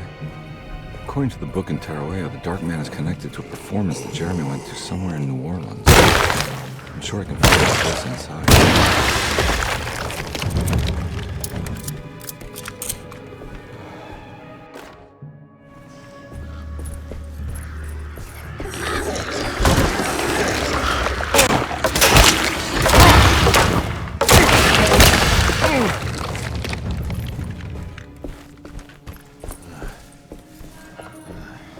There must be another way inside.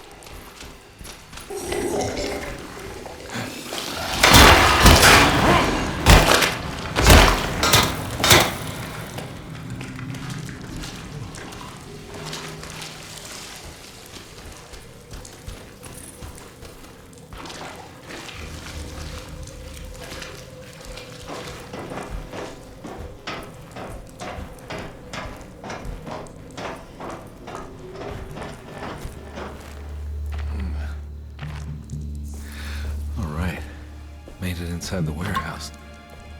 The office must be upstairs.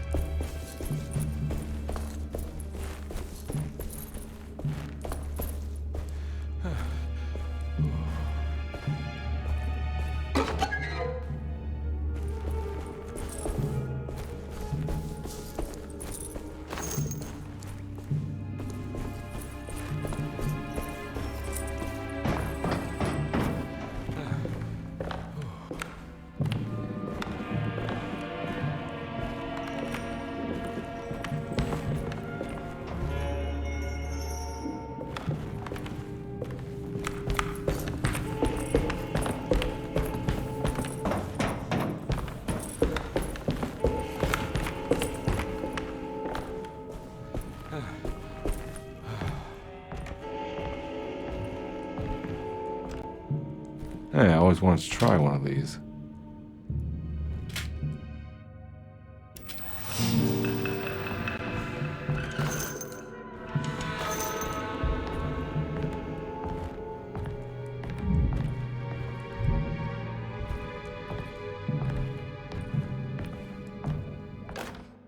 Our ship was raided while in dock.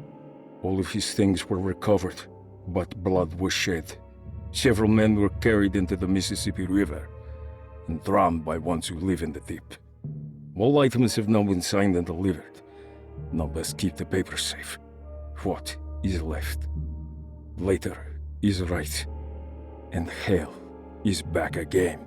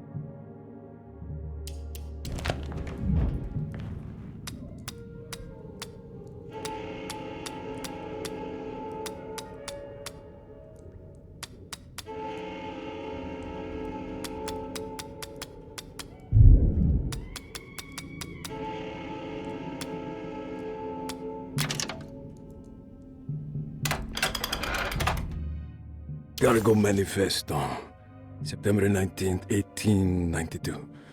Breck Shipping Company delivered 4 steamer trunks, 1 Egyptian sarcophagus, and a large wooden crate belonging to the showman called the Black Pharaoh, performing at 18th Street.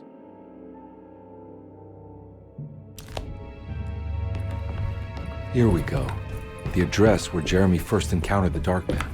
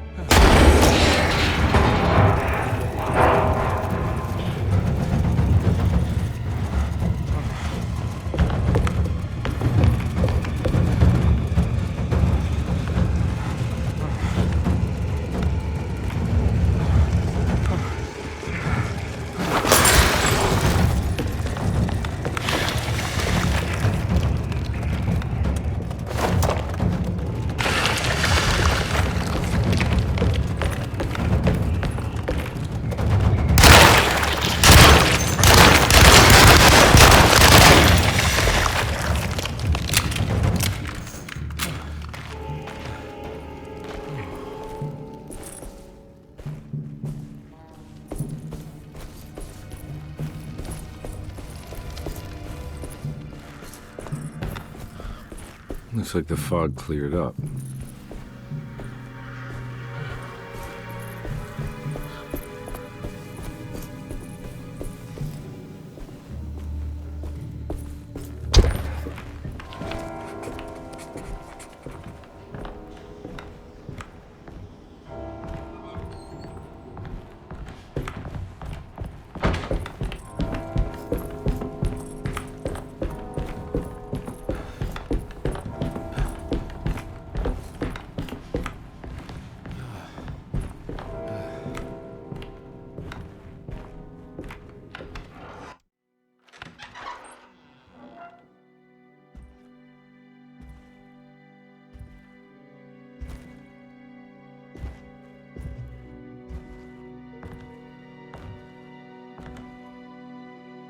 You want to tell me what this is all about?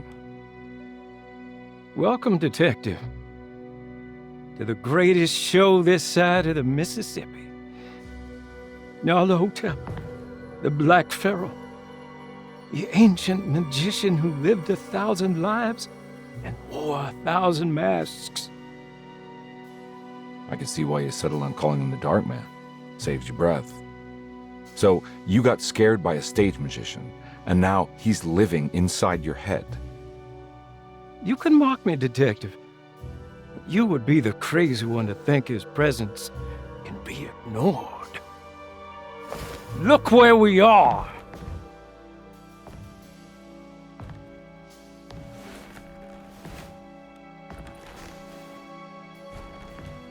We didn't get to finish our last conversation, did we? You were about to tell me how to break the contract with the Dark Man. No, we can't.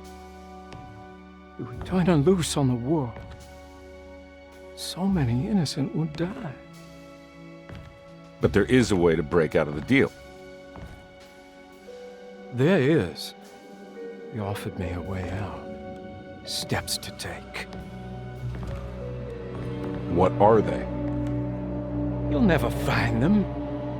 They're forever entombed in his sunken desert temple. Jeremy, I'm not your enemy. Tell me where to go. How do I find the temple? No, we can't. I have to make this sacrifice. God damn it, Jeremy.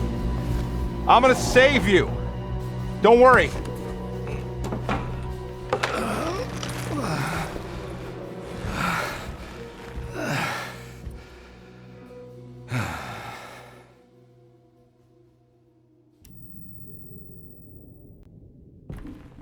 How do you save someone who doesn't want to be saved? Well, he's gonna get saved no matter what. I just need to find the temple somehow.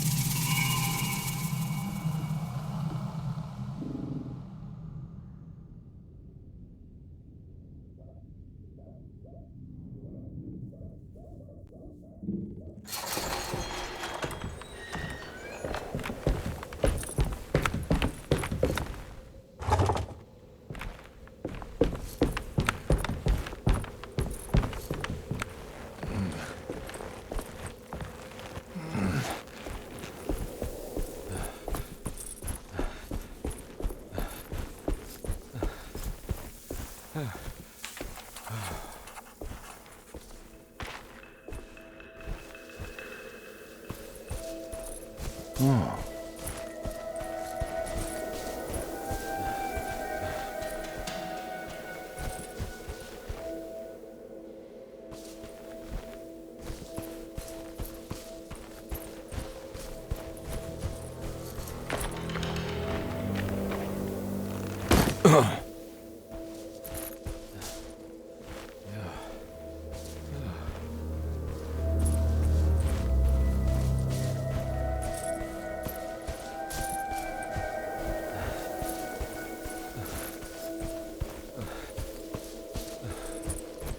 A sunken desert temple.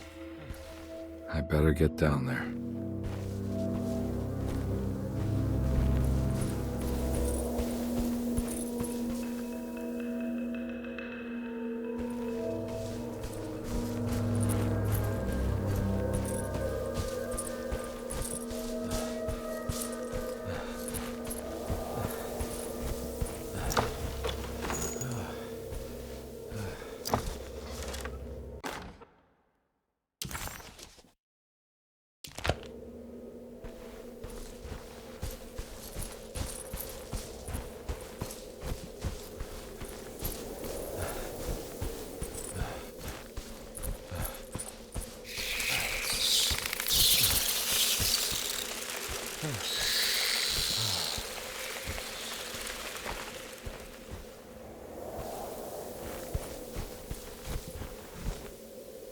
Here we go.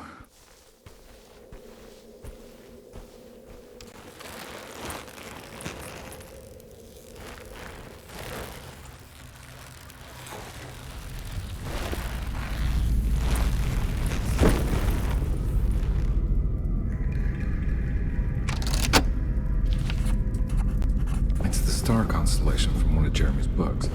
The Taurus. I got a feeling this is it. This is where the contract is hidden. But how do I get there?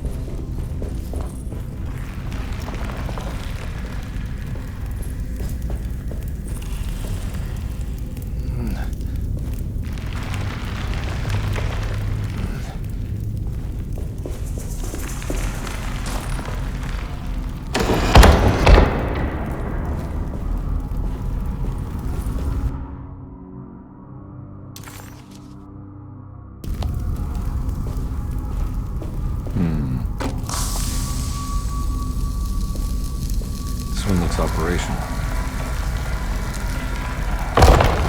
It worked.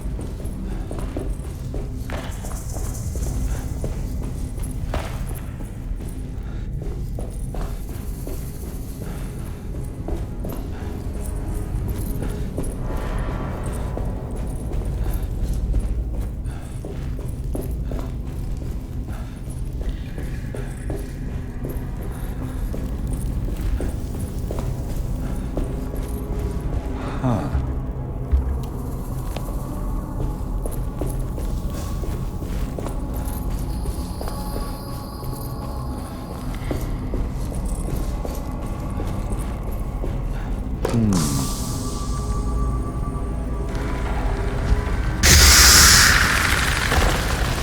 worked.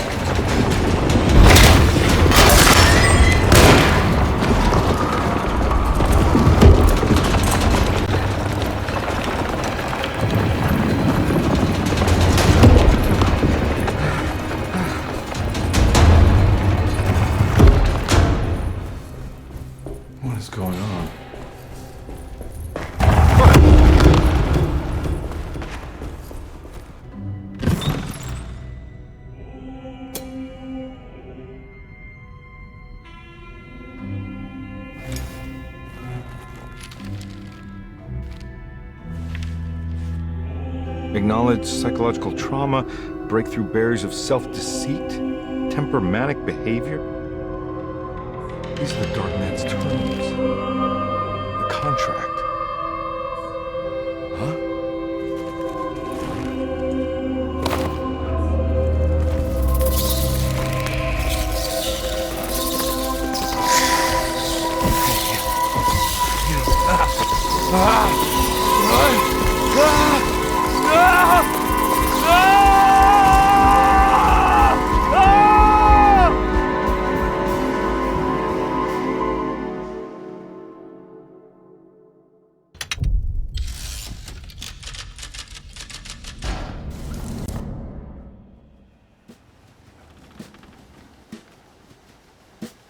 Hey. Hey, detective?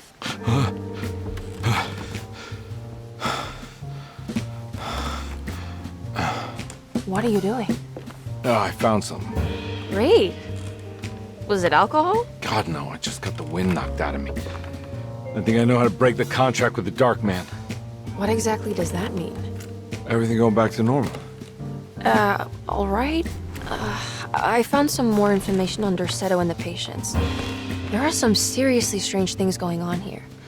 I'm pretty sure 2 of the patients are dead and maybe even the clerk. Oh, yeah. I kind of just gave up on worrying about that. Well, just keep your eyes open, I suppose. What were you doing again? Jeremy made a pact with the Dark Man to keep all the madness locked inside Derceto. All right. I'm gonna break it. I just have to... Where is it? Where's the talisman? It's around your neck? I worry, Detective. Don't. I'm fine. I worry that you're not much help on this case. But at least you're a good distraction. Trust me. You're getting your money's worth. At this rate, I'm an absolute bargain.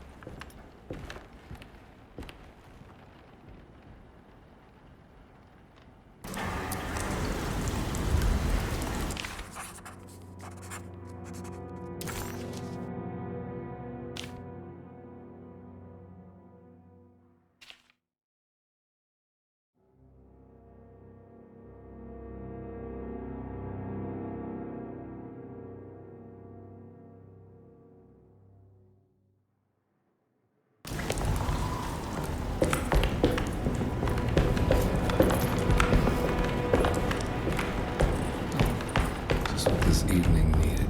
Some ambiance.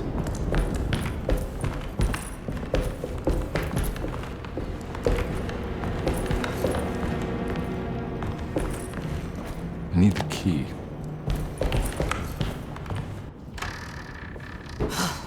Got to be around here somewhere. He wouldn't leave this house. I don't know what to think anymore. You run into that detective fella? Who is he? Can he be trusted? I think he one of the good guys. Well, you know, like us. Will he be all right with her coming? Praise the mother. You don't need to know about all that.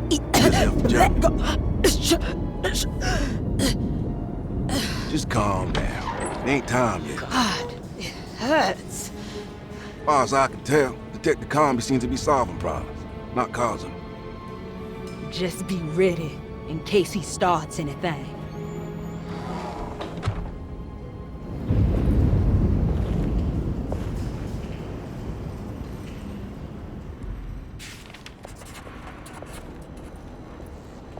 The 2 orderlies still hadn't found Jeremy. Conby figured this was good news. Emily had reminded him about some strange deaths at Derceto, and Conby wasn't sure who he could trust.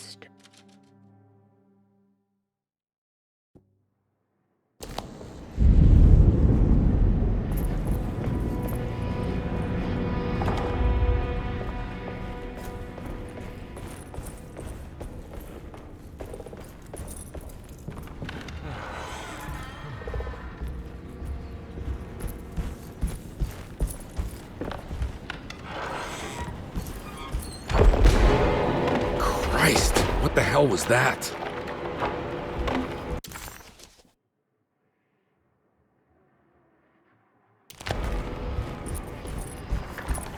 It's blocked.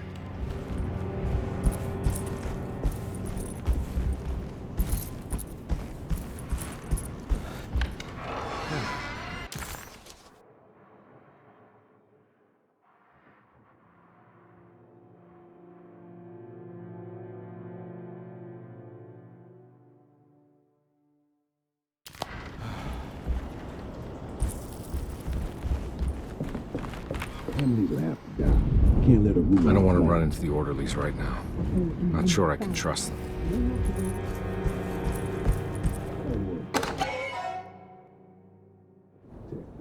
I think Dr. Gray might be in there. Perfect time to snoop around his office, then.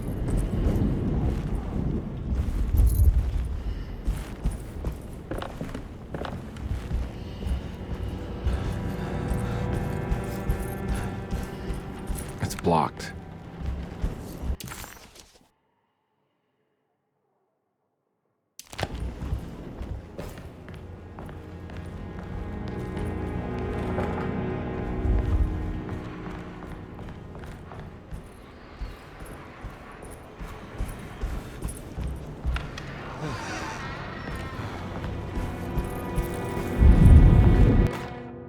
Lunacy and the Astarte Artist Colony. A monograph by Yael.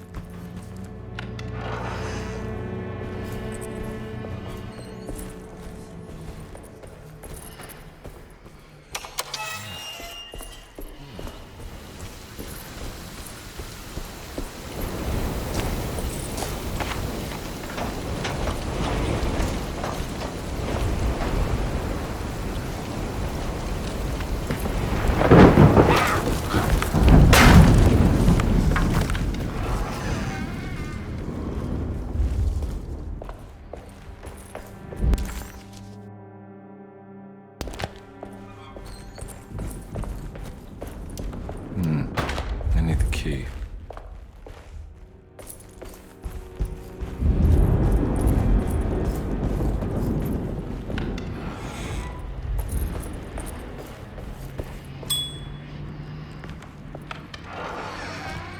There must be a spare key to Dr. Gray's office in here somewhere.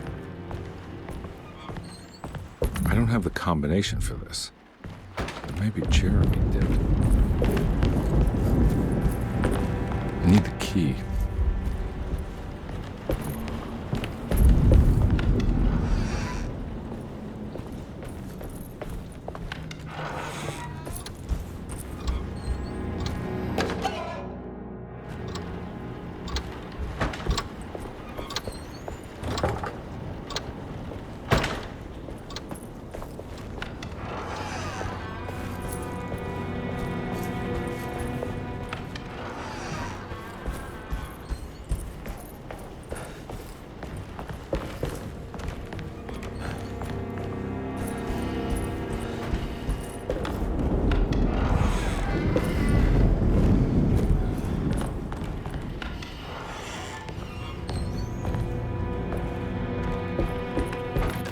Detective Comby, I'm terribly sorry that my niece has pulled you into this mess. Please, with all my blessings, take her away from this cursed place. I have destroyed that Eater of Worlds and locked it away in the attic and retreated to a place of hiding. Tell Emily I'm safe. Tell her all the lies you can think of to make her listen. Take her back to New Orleans. Sincerely, Jeremy.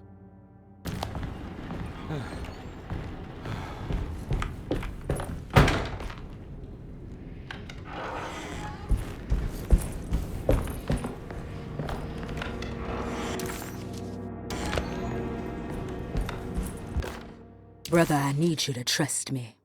This is the most important moment in our family's history. I know you have doubts and that the terrible Mama Loa told you lies. I would never betray you. I promise. Lottie.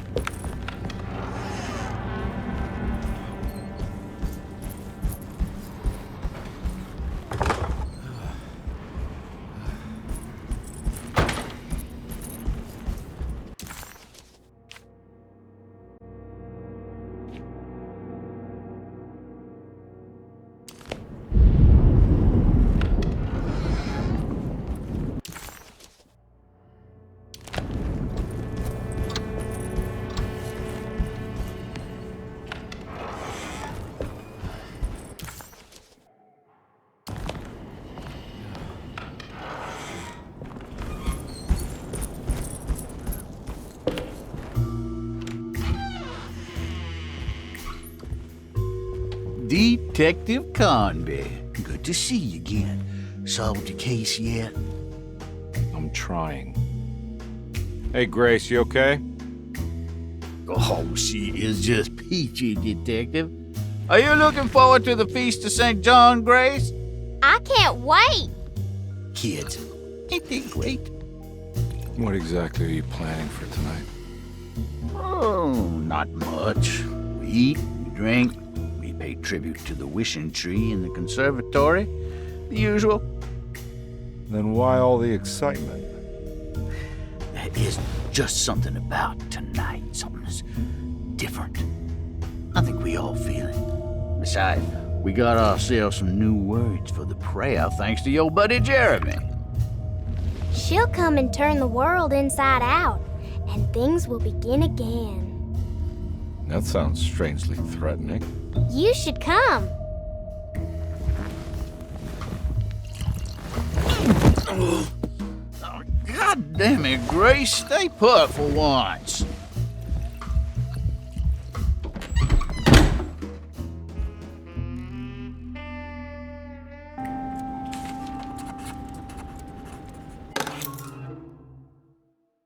I better hold on to these.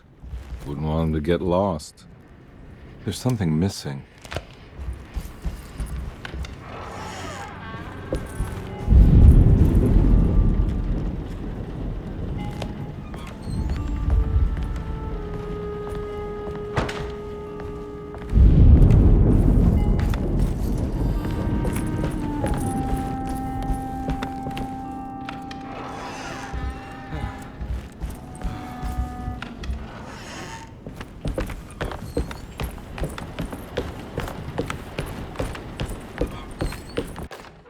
Jeremy knew that the only one who could help him now was the guest in room number 3. The room seemed to have been empty for so long, but that wasn't allowed to be true. The story needed to be different, to include something from the outside. He would bring the guest back to room 3 and show them what was in that safe. 913.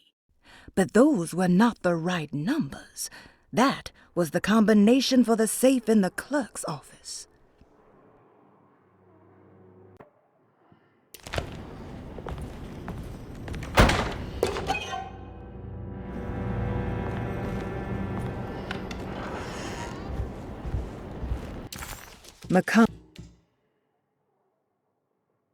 McCarthy was a deadbeat. His mere presence annoyed Conby. It was like watching the worst version of himself mock him by simply being worthless. While Conby enjoyed watching the child outplay the drunkard, there was something terrifyingly familiar about Grace. It was taunting him, like he was supposed to remember, but couldn't. Conby...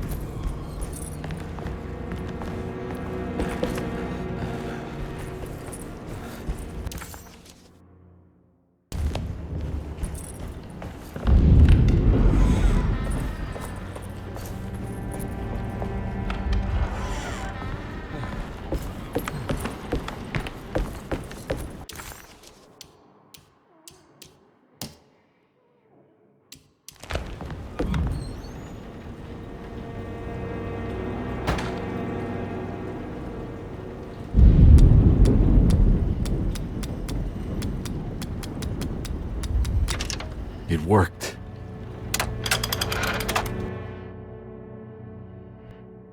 The last guest in the empty room suffered from severe maladaptation. I must write this down, because if I understand the condition sufficiently, it could make me deny this fact at a later date, and there is reason for me to think I may come to suffer the consequences from this dysfunction, as some who came in contact with the guest seemed to adopt a new worldview in which everything was predetermined but broken. Upon accepting this worldview, some memories became unmanageable and later rejected. I do not know what this means. I cannot even remember the fate of the guest. I think they were simply misplaced one day and forgotten. Just like all documents pertaining to this guest, they have all been destroyed, or they never existed in the first place. Who wrote this? There has never been a guest in the empty room.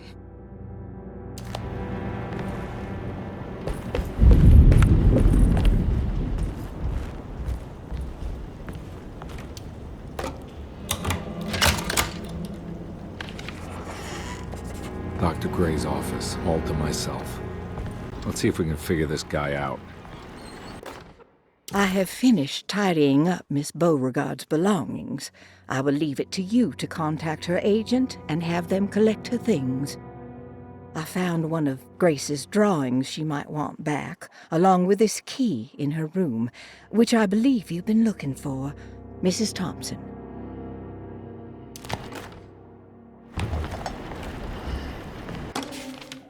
This is where McCarthy has hidden my favorite young. It's very important.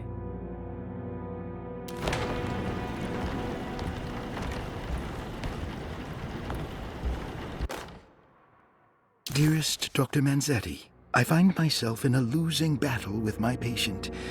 As I've disclosed in my previous letter, his delusions have him completely captured.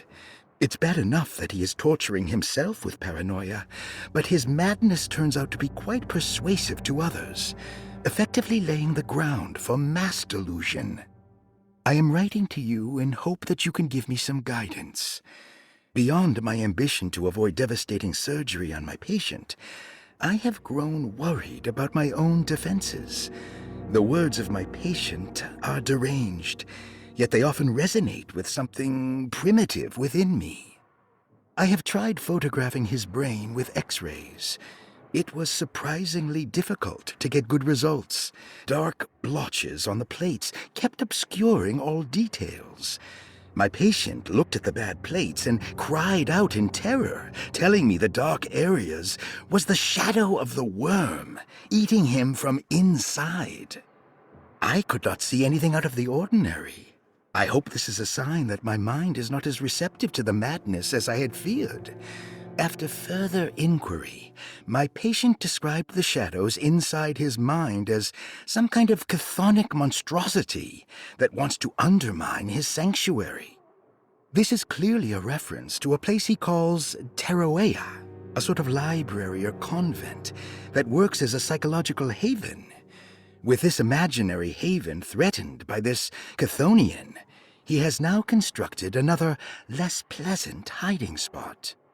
Lately, he has been bringing up a metaphor of a steamboat that has run aground, that he feels like he needs to start the engines and reverse, but he is afraid that the hole in the hull would cause the whole ship to sink. I've been watching him turn this metaphor into reality for the last week. He knows it's made up, but he is doubling down, trying to make it a real memory. I feel certain that this is my chance to break through the barriers of his self-deceit.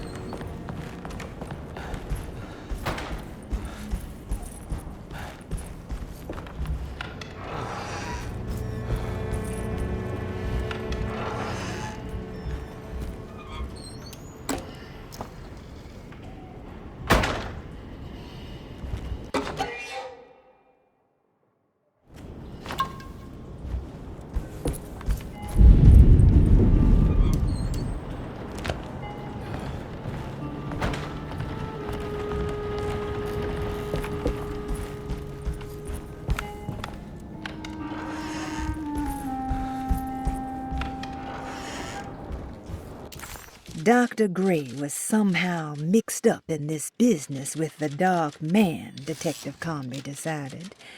He had to be. Either Dr. Gray was using the idea of the Dark Man to manipulate and torture Jeremy, or the Dark Man was an actual powerful being possessing Jeremy. And in that case, Dr. Gray was simply a stooge. Maybe both could be true at once. Conby felt his mind racing in all directions. No matter what, he had to find a way to break the pact.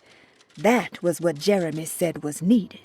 It didn't even matter what was true or not. If Jeremy wouldn't leave Derceto before the contract was broken, then Conby had to make it happen. He just...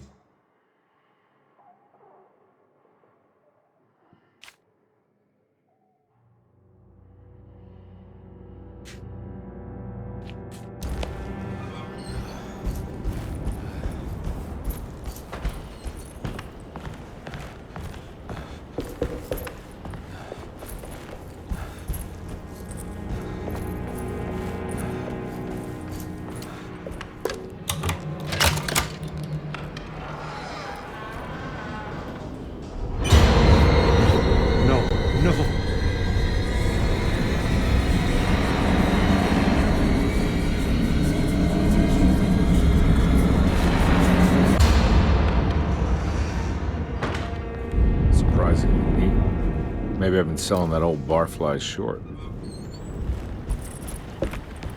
Looks like McCarthy has something hidden inside.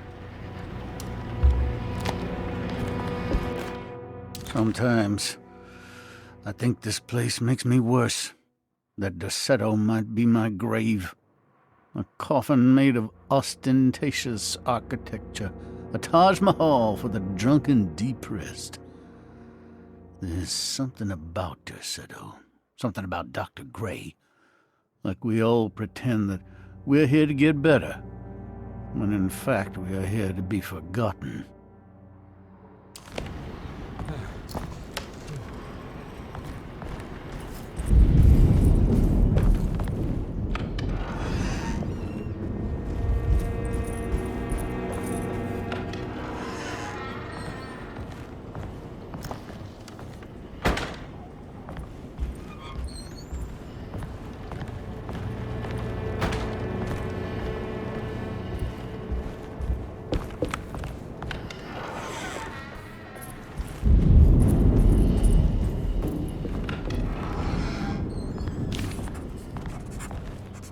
This is my room. I belong here. I recognize this view.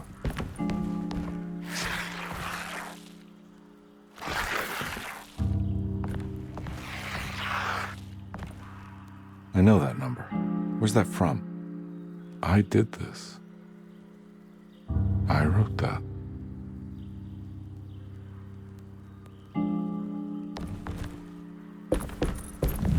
I know the combination. I carry it with me.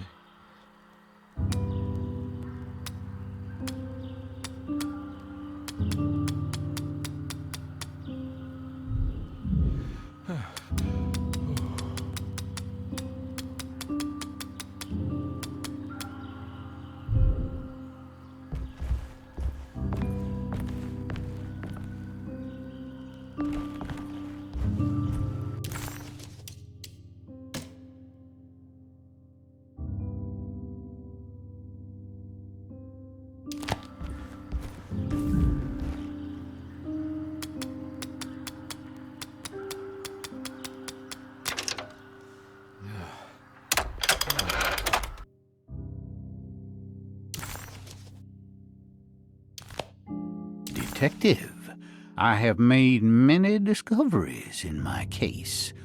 The child we want is safe, thanks to good people like me and you. We're so similar, but you don't see all the things I do. To find your man, Jeremy, you also need to look for the girl. It has always been that way. The young deliver us all. You should have a look in my room. There's a piece of the puzzle you will need. Take care now. My coffee. How long have I been here?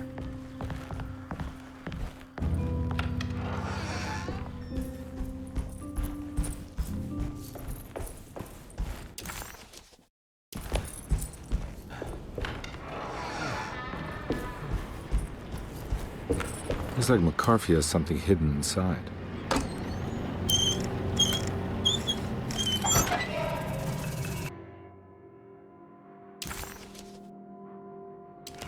Why would McCarthy lock this up? Was he trying to keep Grace from completing the chain? If so, couldn't she have just made another drawing?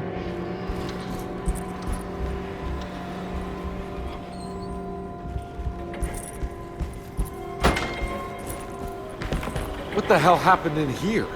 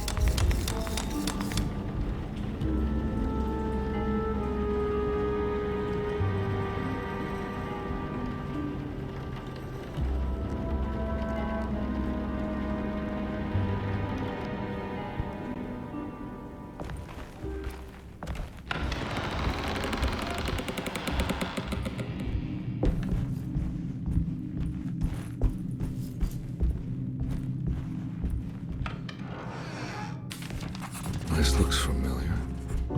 That's me, isn't it? How long had it been since I drowned myself in drink and depression? It had all felt so peaceful, slipping away into oblivion. A welcoming, dark voice wrapped around my mind like a heavy blanket. It turned off suddenly as I woke up from the sound of my office door closing shut.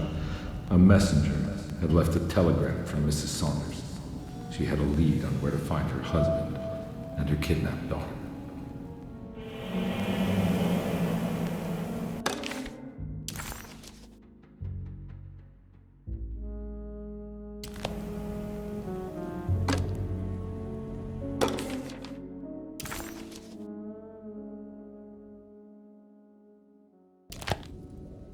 God, I used to drink so much back then. When was this exactly? What case was I working?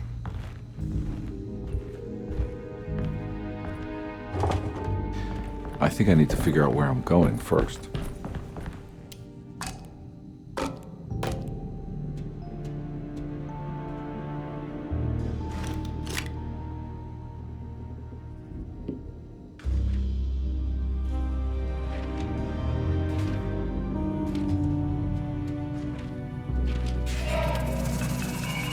I remember this case.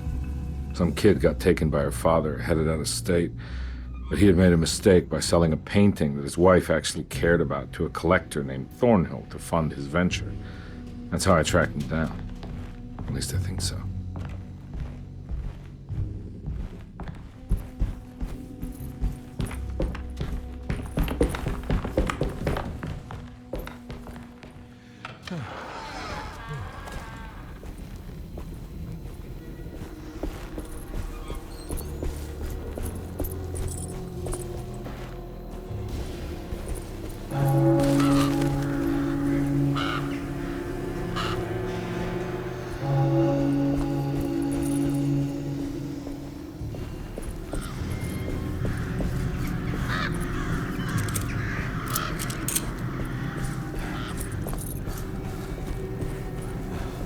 Thornhill wasn't a bad man, but he had principles keeping him from handing out information about his deals.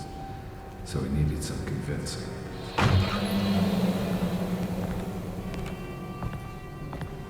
Well, every case can't be squeaky clean.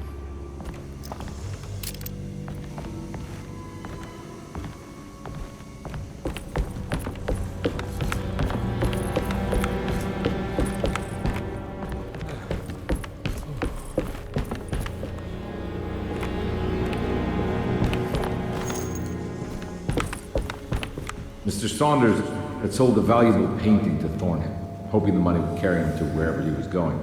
The painting, now leaning on an easel in Thornhill's bedroom, had a certain mesmerizing gloom that seemed to call out to me, telling me I was needed for something important. I felt myself falling into the painting, only being brought back by Thornhill, thrusting an address to a Hotel St. George into my hand and asking me to get the hell out.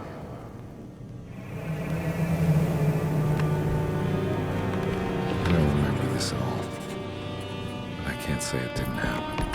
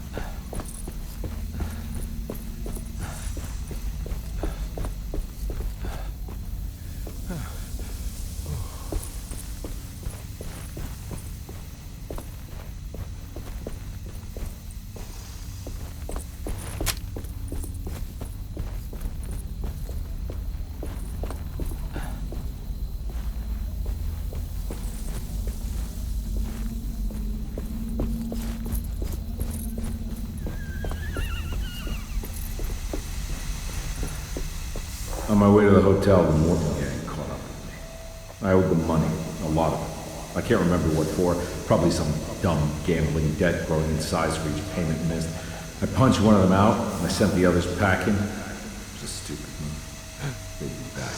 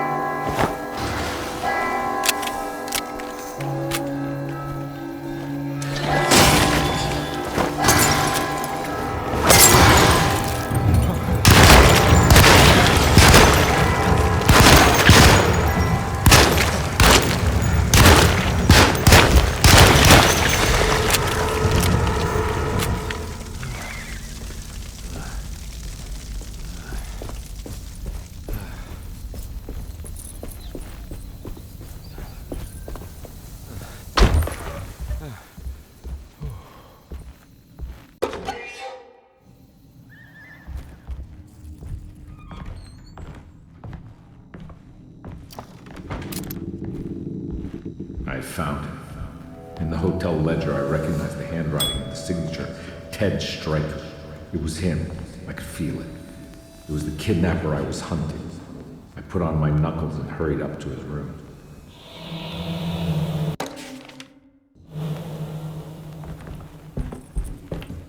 Something about that name, Ted Stryker, rings a bell. Feels vaguely familiar.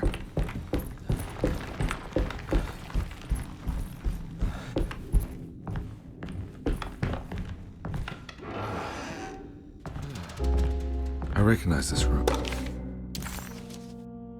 But I didn't catch up with them here. I must have followed them. But where?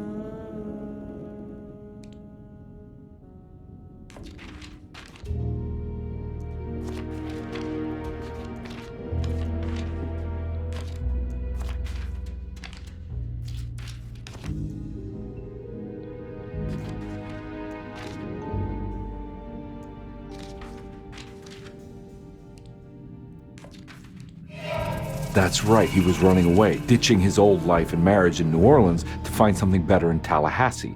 And he took his daughter with him against the will of the mother. That's why she hired me. But I stopped him. I caught up with him at the Pearl River Bridge. Pearl River. This is where I caught up with them. This is what the Dark Man wanted me to revisit. But I'm still not seeing it. What am I forgetting?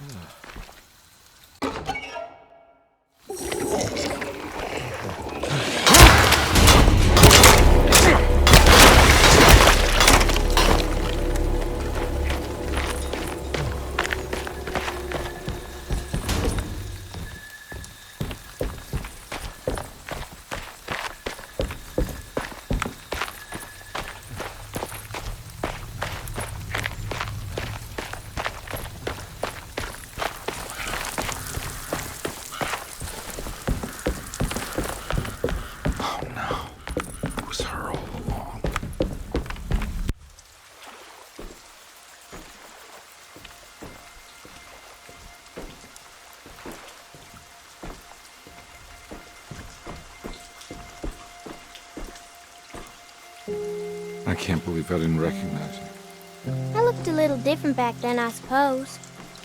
Was any of this real? How do you mean? This day, just... so much is happening. I can't... I think I've lost my head. Do you need me to apologize? I mean... I am sorry. I don't think I need to begin to explain. You're just a kid, Grace. I'm really sorry. I didn't mean for it to happen. Lies. More lies. No, really.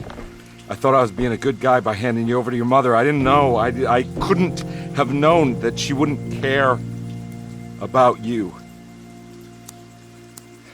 I don't know how this works. What is this for? Some form of admission of guilt. Maybe acceptance. It's what the Dark Man wants. I guess we just watch my father die again then. You think he's alive? I know he is. He's down there, scared that he won't be able to get out. That he will drown with his daughter again. What are you saying? We gotta save him! We? Do it yourself.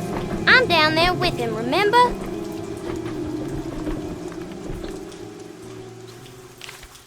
Can I really save them? This all happened so long ago. I have to find a way to get down there. I have to see it with my own eyes. There was a boat at the house where I entered. If I can raise the bridge, I should be able to get to the car.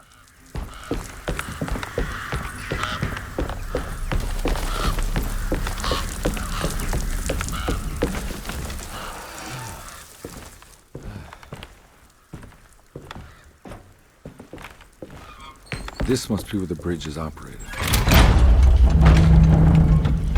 Nothing's happening. It's like something's holding it back.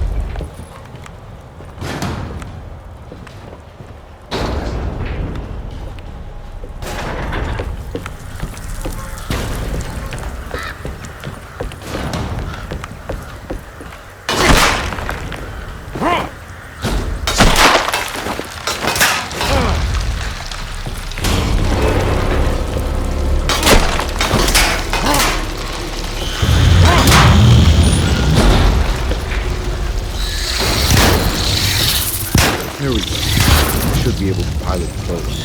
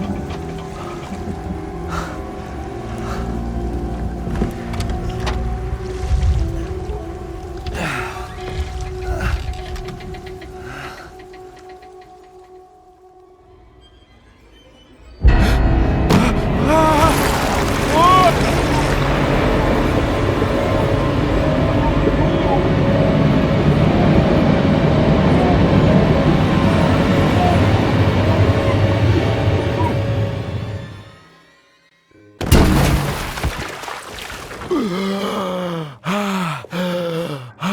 God, Carnby. Are you okay? Don't leave me alone. What the hell have you been doing? What's going on here?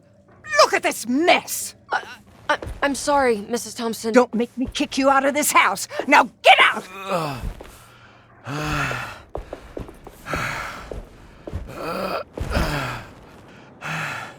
Hey, Detective. Mr. Carnby. I'm really worried about you. I'm okay. I just need to catch my breath for a moment. This place? There are some very disturbed figures around here. And I don't think it's just the patients. I've been reading some things about how Derceto has a deranging effect on people. I think it might explain things. What? Just take it easy, okay? I'm gonna go find a way into Dr. Gray's apartment. I want to know what he's hiding. Emily, don't worry. I think I'm close. I'm gonna set everything right. Just be careful.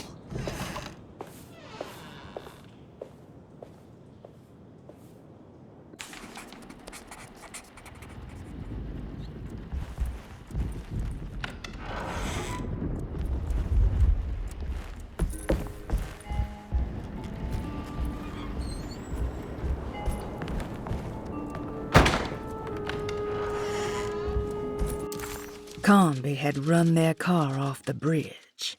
He pulled Grace out of the sinking car, but left her father to drown. He could have saved him.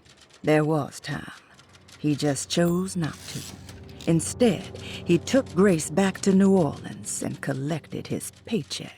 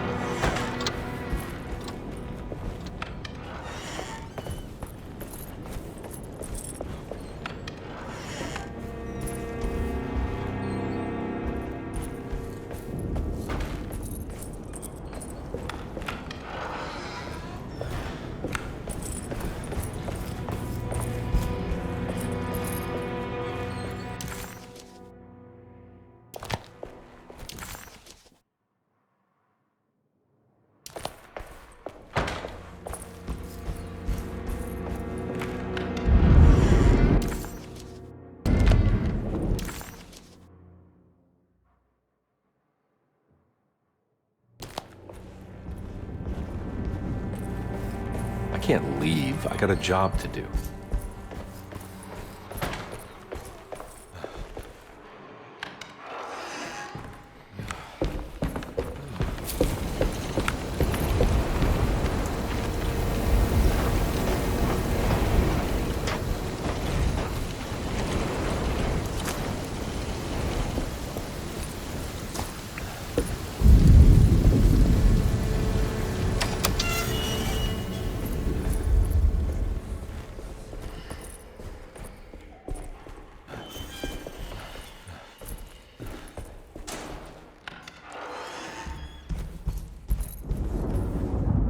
Now we're talking.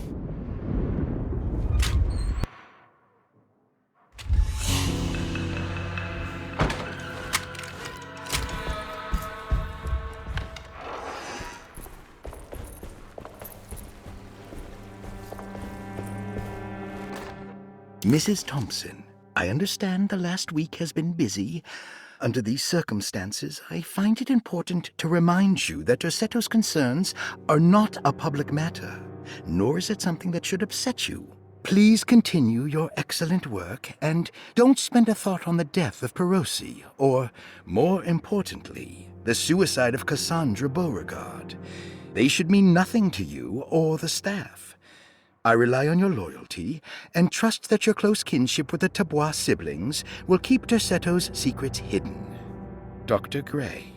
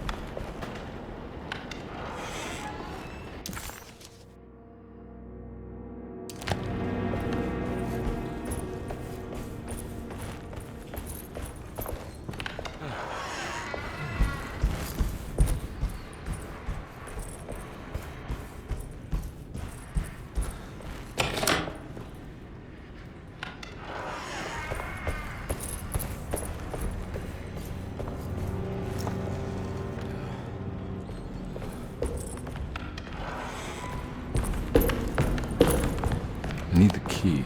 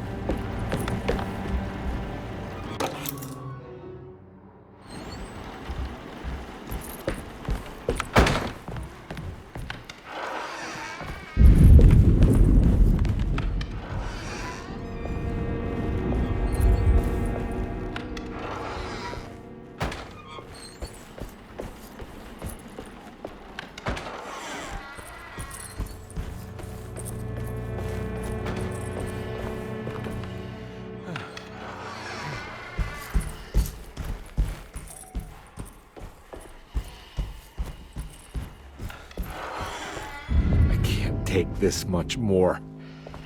This has to end.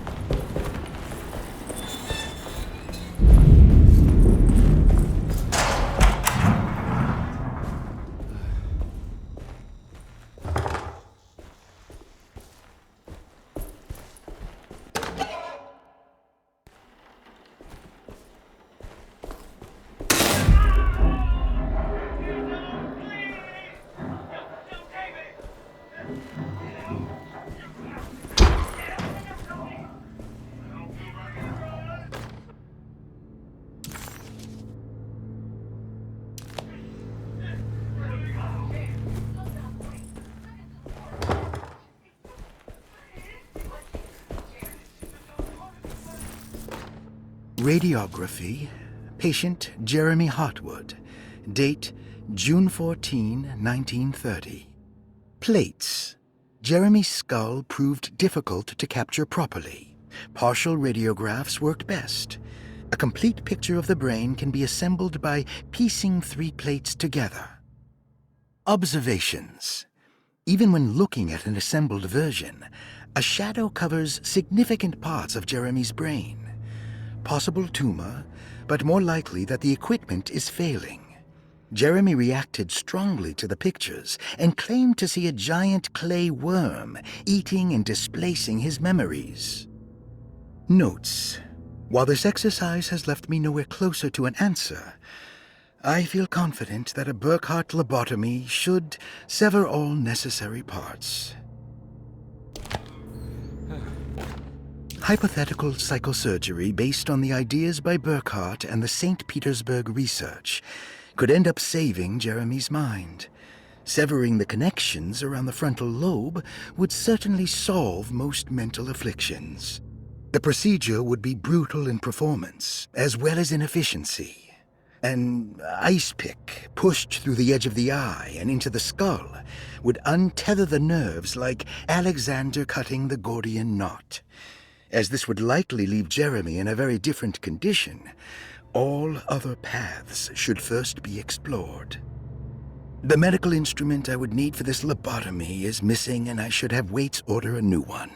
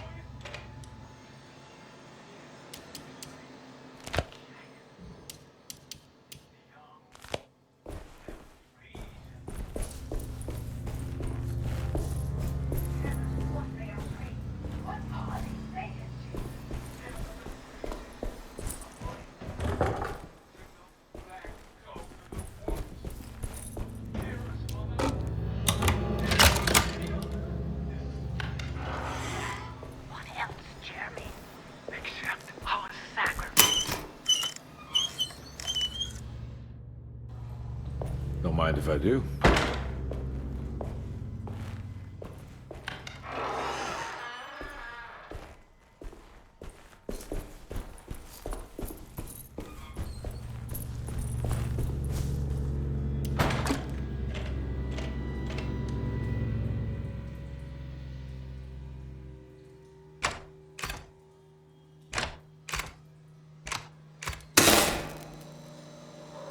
That's better.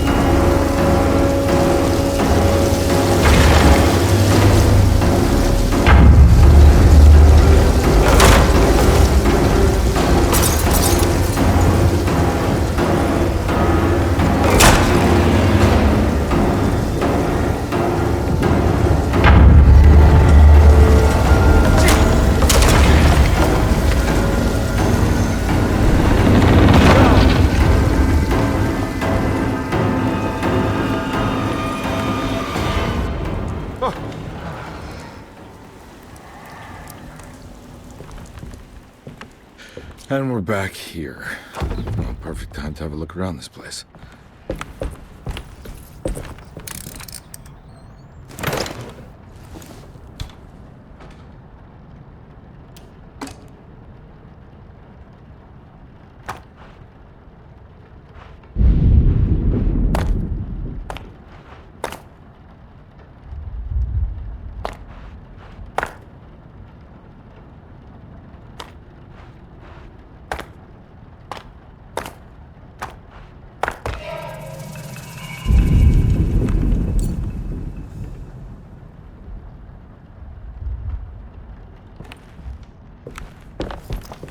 What is that?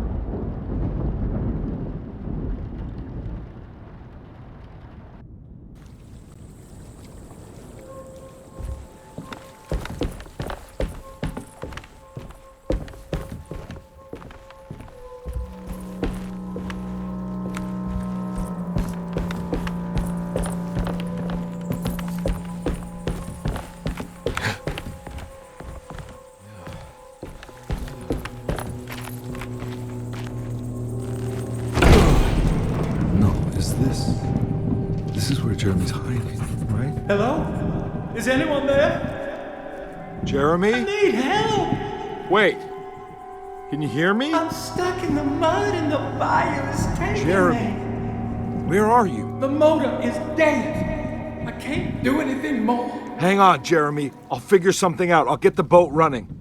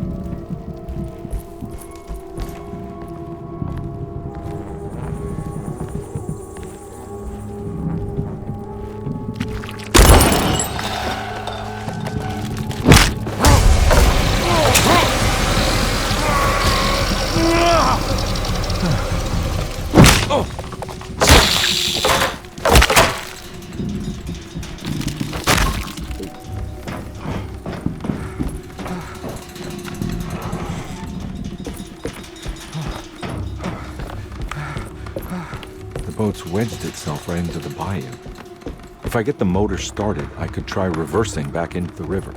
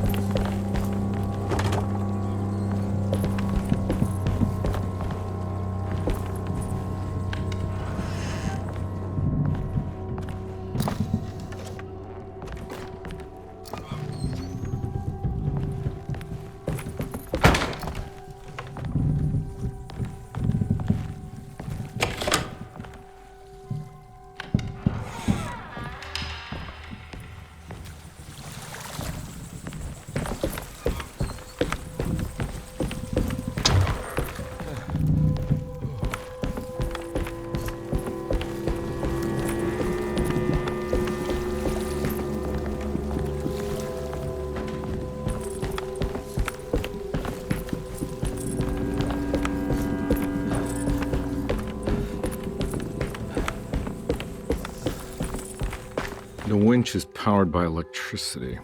I need to find a way to turn it on before I can use it.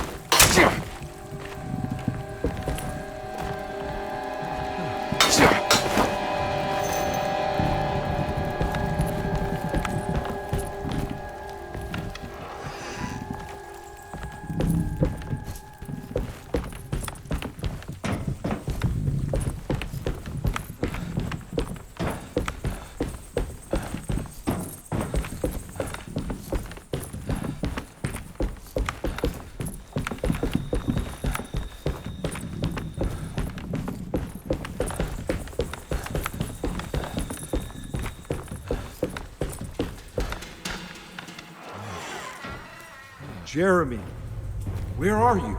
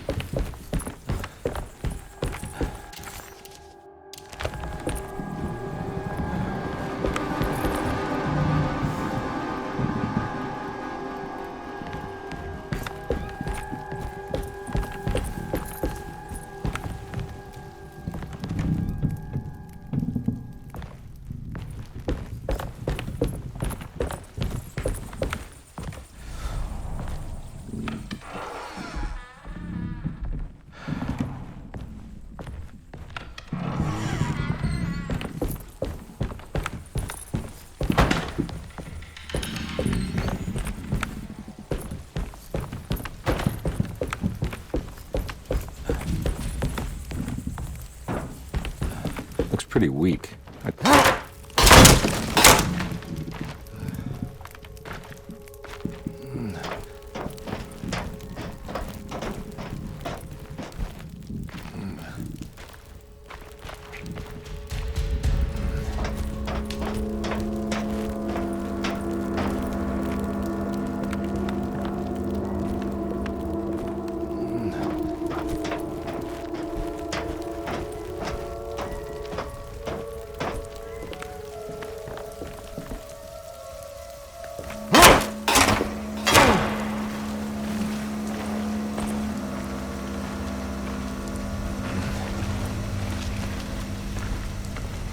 This definitely needs fuel.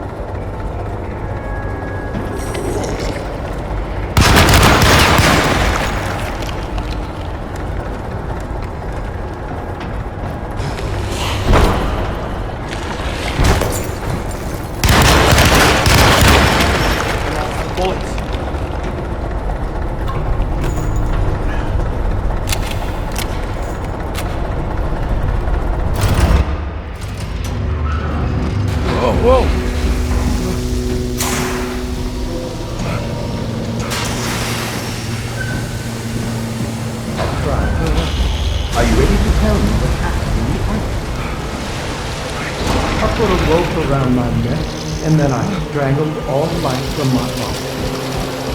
Are you under the impression that you died? Yes. No. I was supposed to die. What does that mean? That you were supposed to die? I'm the catalyst. I had to die to make the story happen. What are you referring to, Jeremy? 30 years ago, Frederic needed me to die. You're not making any sense, Jeremy. Come back. Find your focus. Hey! I cheated everyone. I didn't play my part. Hey! I escaped my doom. My destiny. Again, find your focus. Hey, I'm right here. What the hell is going on? Now everything is wrong. Nothing is in Hey! place. I'm right here! Calm down, Mr. Conby. What do you want? Were you not talking to Jeremy right now? I haven't seen Jeremy all day. Are you all right, Detective? No. Actually, I don't think so. Well, maybe. I'm gonna go look for Jeremy. Good. Let me know if you find him.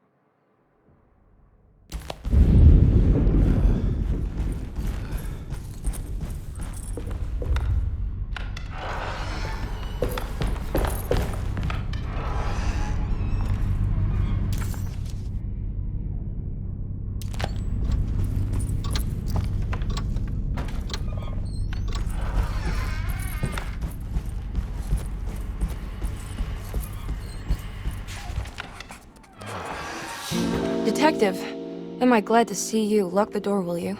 I don't think Dr. Gray would appreciate us snooping around. What's going on here? This feels so strange.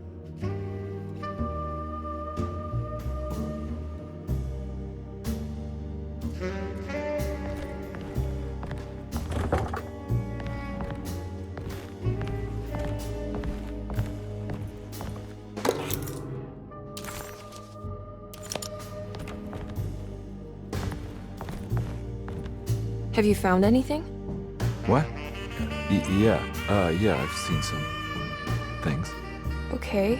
Let me know if there is anything you want to talk about.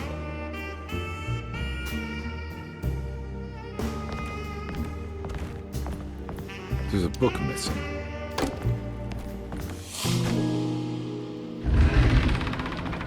What did you do? I was just rearranging the books. Well, come on, let's check it out.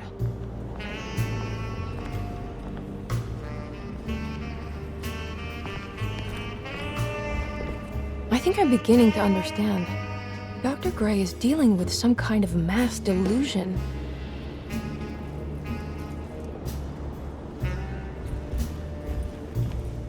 That mark on the floor looks like talisman, but... Good to finally meet you, Mr. Hartwood. I'm here on the behalf of your brother Philip. You were expecting me, weren't you? Yes. You're from DeSoto, no? That's right. I just wanted to ask you a few questions to see if there is anything I can do to help you and your family. Okay. I understand you're full of imagination. You make up a lot of things. I suppose. And you obsess over them, blurring reality and fiction. Sometimes. Do you want to tell me about the Dark Man? No. No, I don't. That's all right. Perhaps there is something else you can tell me. Something you know to be made up, but you hold dear. One? John? Who's John? No, Juan Luis Jorge. Oh, wait there a moment. Here, take a look. Is he... Oh, he is the author. It's a magnificent book. Life-changing even. The real Juan is long dead, but I like to think of him as my friend. My most beloved friend. I see. Do you often do this? Fantasize about people you read about? No. Well, there is Jacob. Who is Jacob? Turn to the last page. Oh, it's a newspaper article. The Prisoner of Ice, Jacob van Ostad. Is he also your beloved friend? Oh, no, Doctor. Not at all. He is the fire that fights fire. Yes, I think it's clear your overstimulated imagination, this mania, needs to be tempered for you to live a normal life. I know your family calls it the Heartwood Curse, but I want you to know that there is nothing supernatural about your condition. It's all inside your head. And with that, I'm very qualified to deal with. In time, you will be cured. In time. Yes, in time we will exorcise all your demons, all the dark men. Yeah! Please, Mr. Heartwood, calm yourself. What happened? Oh, don't you worry your little head about it, Miss Heartwood. Your uncle and I just had our first breakthrough. But from which direction should I look at it?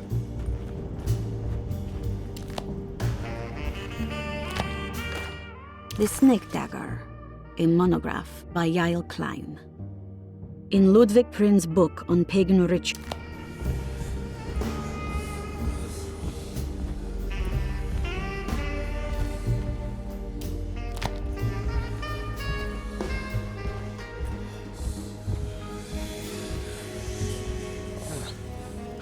What were you saying about mass delusion? Derceto seems to have a deranging effect on people living close by.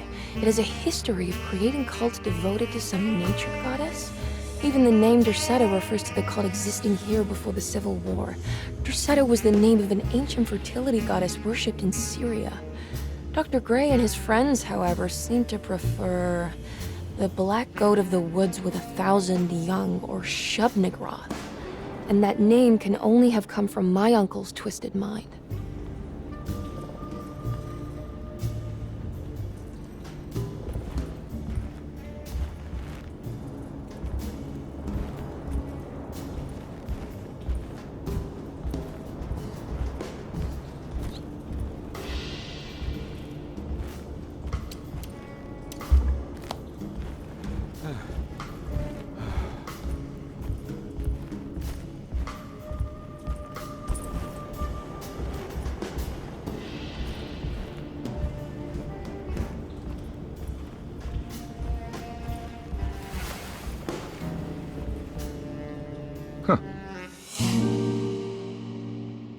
Has that been there this whole time?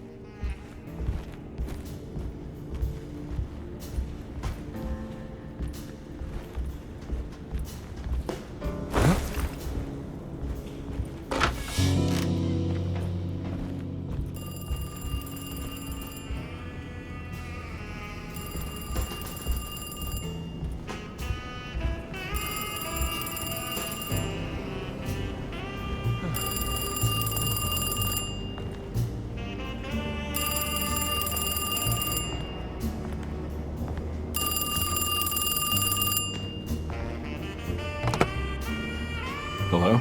Detective Carnby? Who is this? Jeremy? Jeremy is with the Dark Man. You can't save him. Well, I've done everything he wanted so far, and there's just one more thing on the list. I expect him to keep his promise and return Jeremy unharmed. Get out, Detective, while you still can.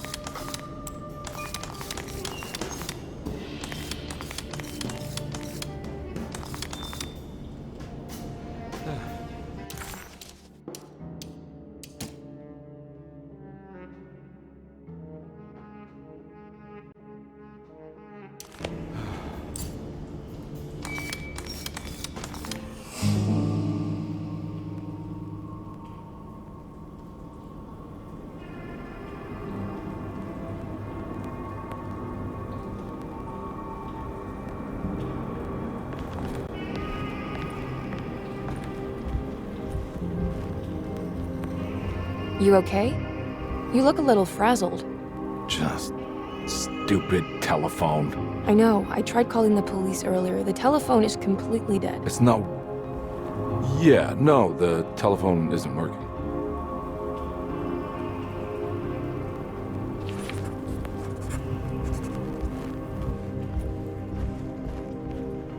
Miss Hartwood, I think you're gonna want to see this. Is there something in the closet? Yeah, there is. You don't see the very obvious gate leading to whatever Jeremy's madness is serving up next? I don't understand. Are you making some kind of fashion metaphor? I'm sorry, I don't have time for this. Can you just tell me what you're doing? You don't see this! It's fine. It's fine. Catch you later. Are you going inside the closet? Yeah. You got a problem with that? No. Do what you think is right, Detective. Sorry, I didn't mean to. Goodbye, Miss Hartwood.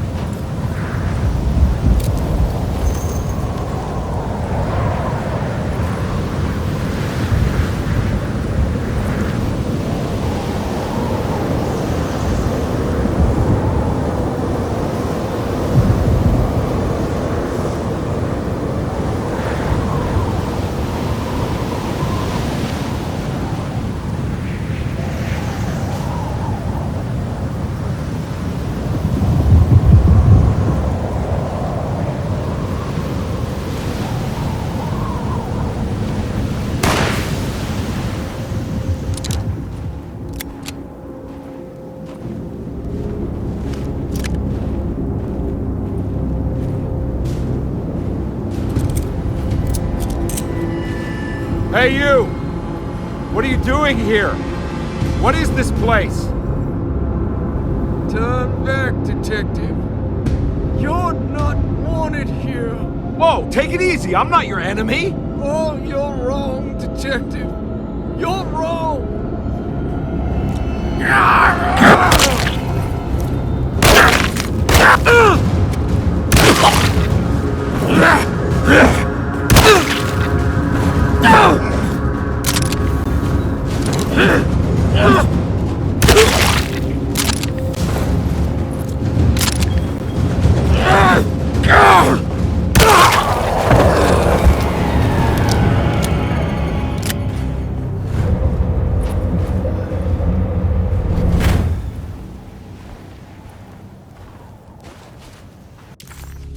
Disheartened by his failure to make Emily understand what he was doing, Detective Conby actually felt better seeing the frozen hell before him. There was a finality to it. Its clear symbolic opposite to the dark man's desert made him realize this was the end. Soon it would all be over.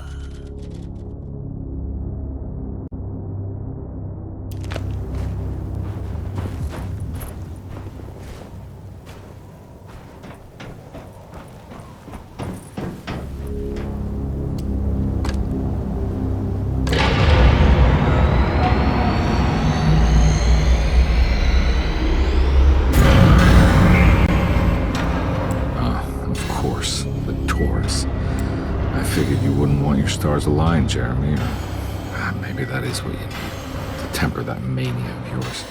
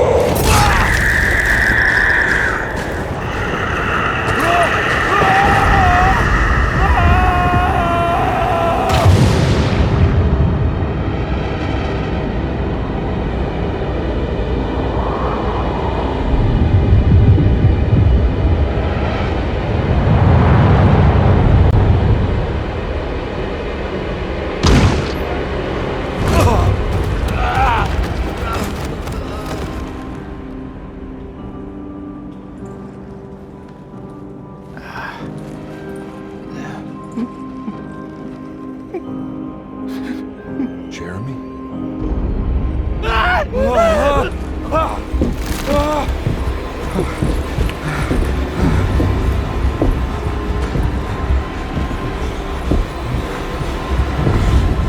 everything! Aren't you happy? Stupid charlatan! What more do you want from me? You want me to lose my mind? Oh, my lord! Doctor! Baptiste! Quick!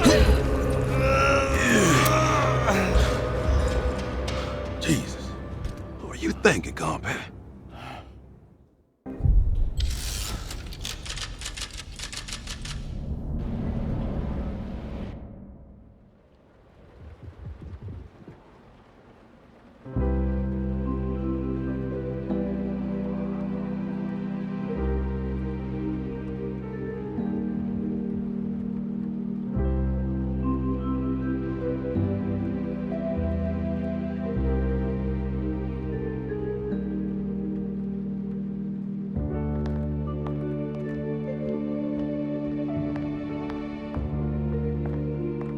You awake?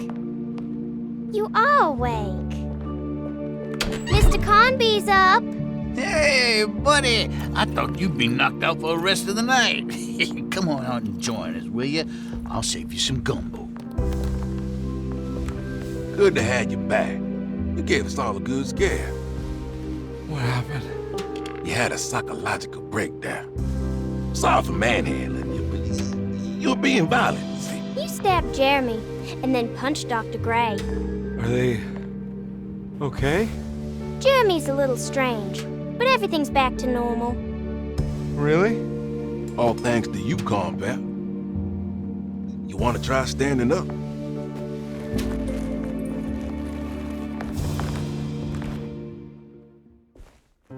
Well, if it isn't the hero of the day. How are you feeling, Detective? Never better. How about you two? Hey, Jeremy, I didn't do too much damage, did I? Things are fine. Very quiet. What's up with him? Painkillers? No. You see, despite you having the finesse of a one-eyed butcher, you managed to lobotomize dear Jeremy. I did what? It's actually quite impressive. It's not like I hadn't considered it myself. I just wish Jeremy could have been helped without reducing his personality to that of an oyster. But he's gonna live. Of course. As long as someone keeps feeding him, he'll outlive the best of us.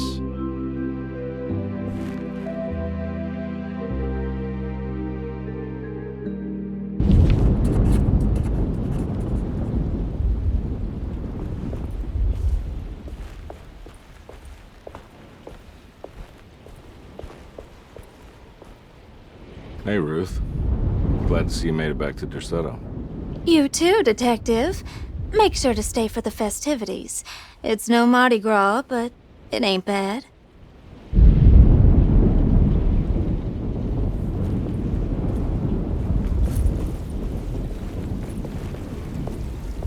Good to see you back on your feet, Detective. Have some gumbo. Thanks. I'll save it for later.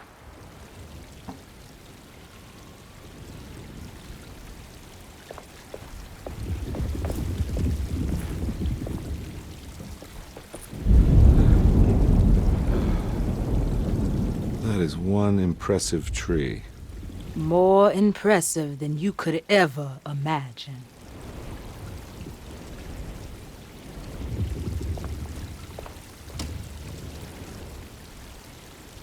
Everyone knows what to do? Y'all know the new words. Mrs. Thompson, we talked about this. I'm not sure everyone is comfortable. Doctor, I insist. This is important. We've waited for so long, Doctor.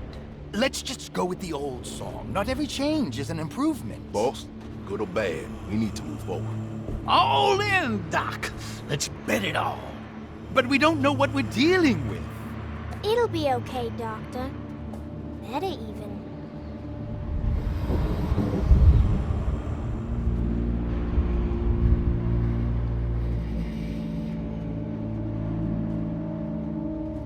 Ever there praises in abundance to the black goat of the woods. Hear us, mother. Take pity on us. Take pity on us. Ever there praises in abundance to the black goat of the woods. Hear us, mother, and take pity on us. Take pity on us. Ever there praises and abundance to the black goat of the woods. Hear us, mother, and take pity on us.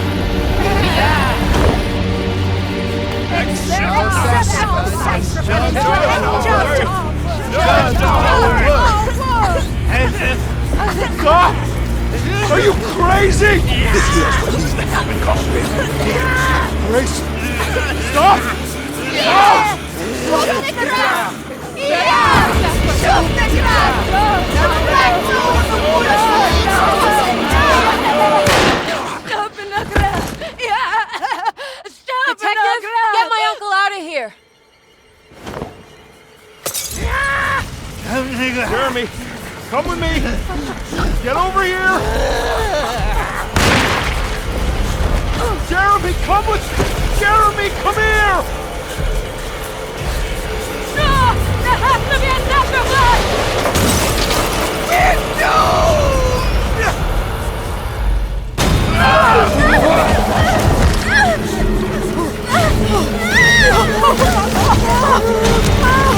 We're Jeremy!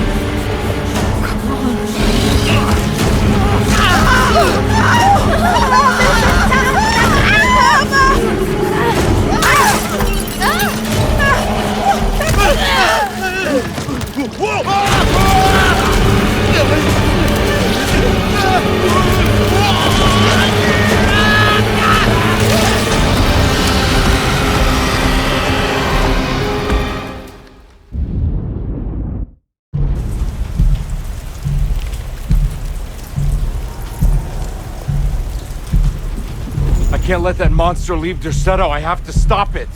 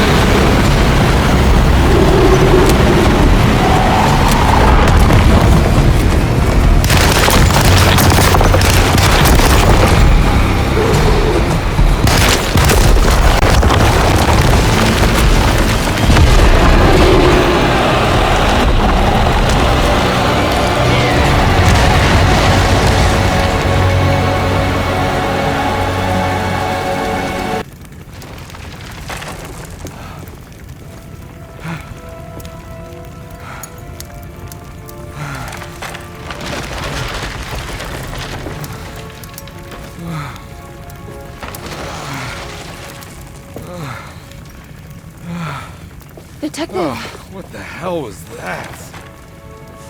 I tried to tell you. There was so much evidence.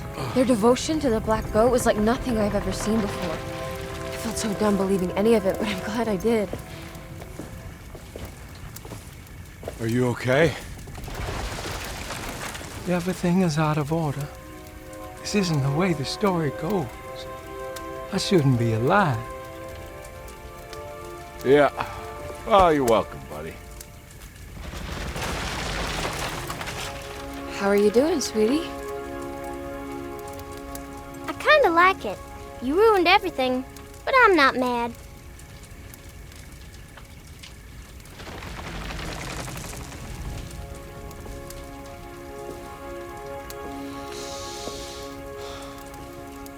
All right, you ready to head back to New Orleans? Come on, Jeremy. We're leaving. Can I come? I thought you said you didn't need saving. Don't leave her. She's important. Of course we're taking her with us.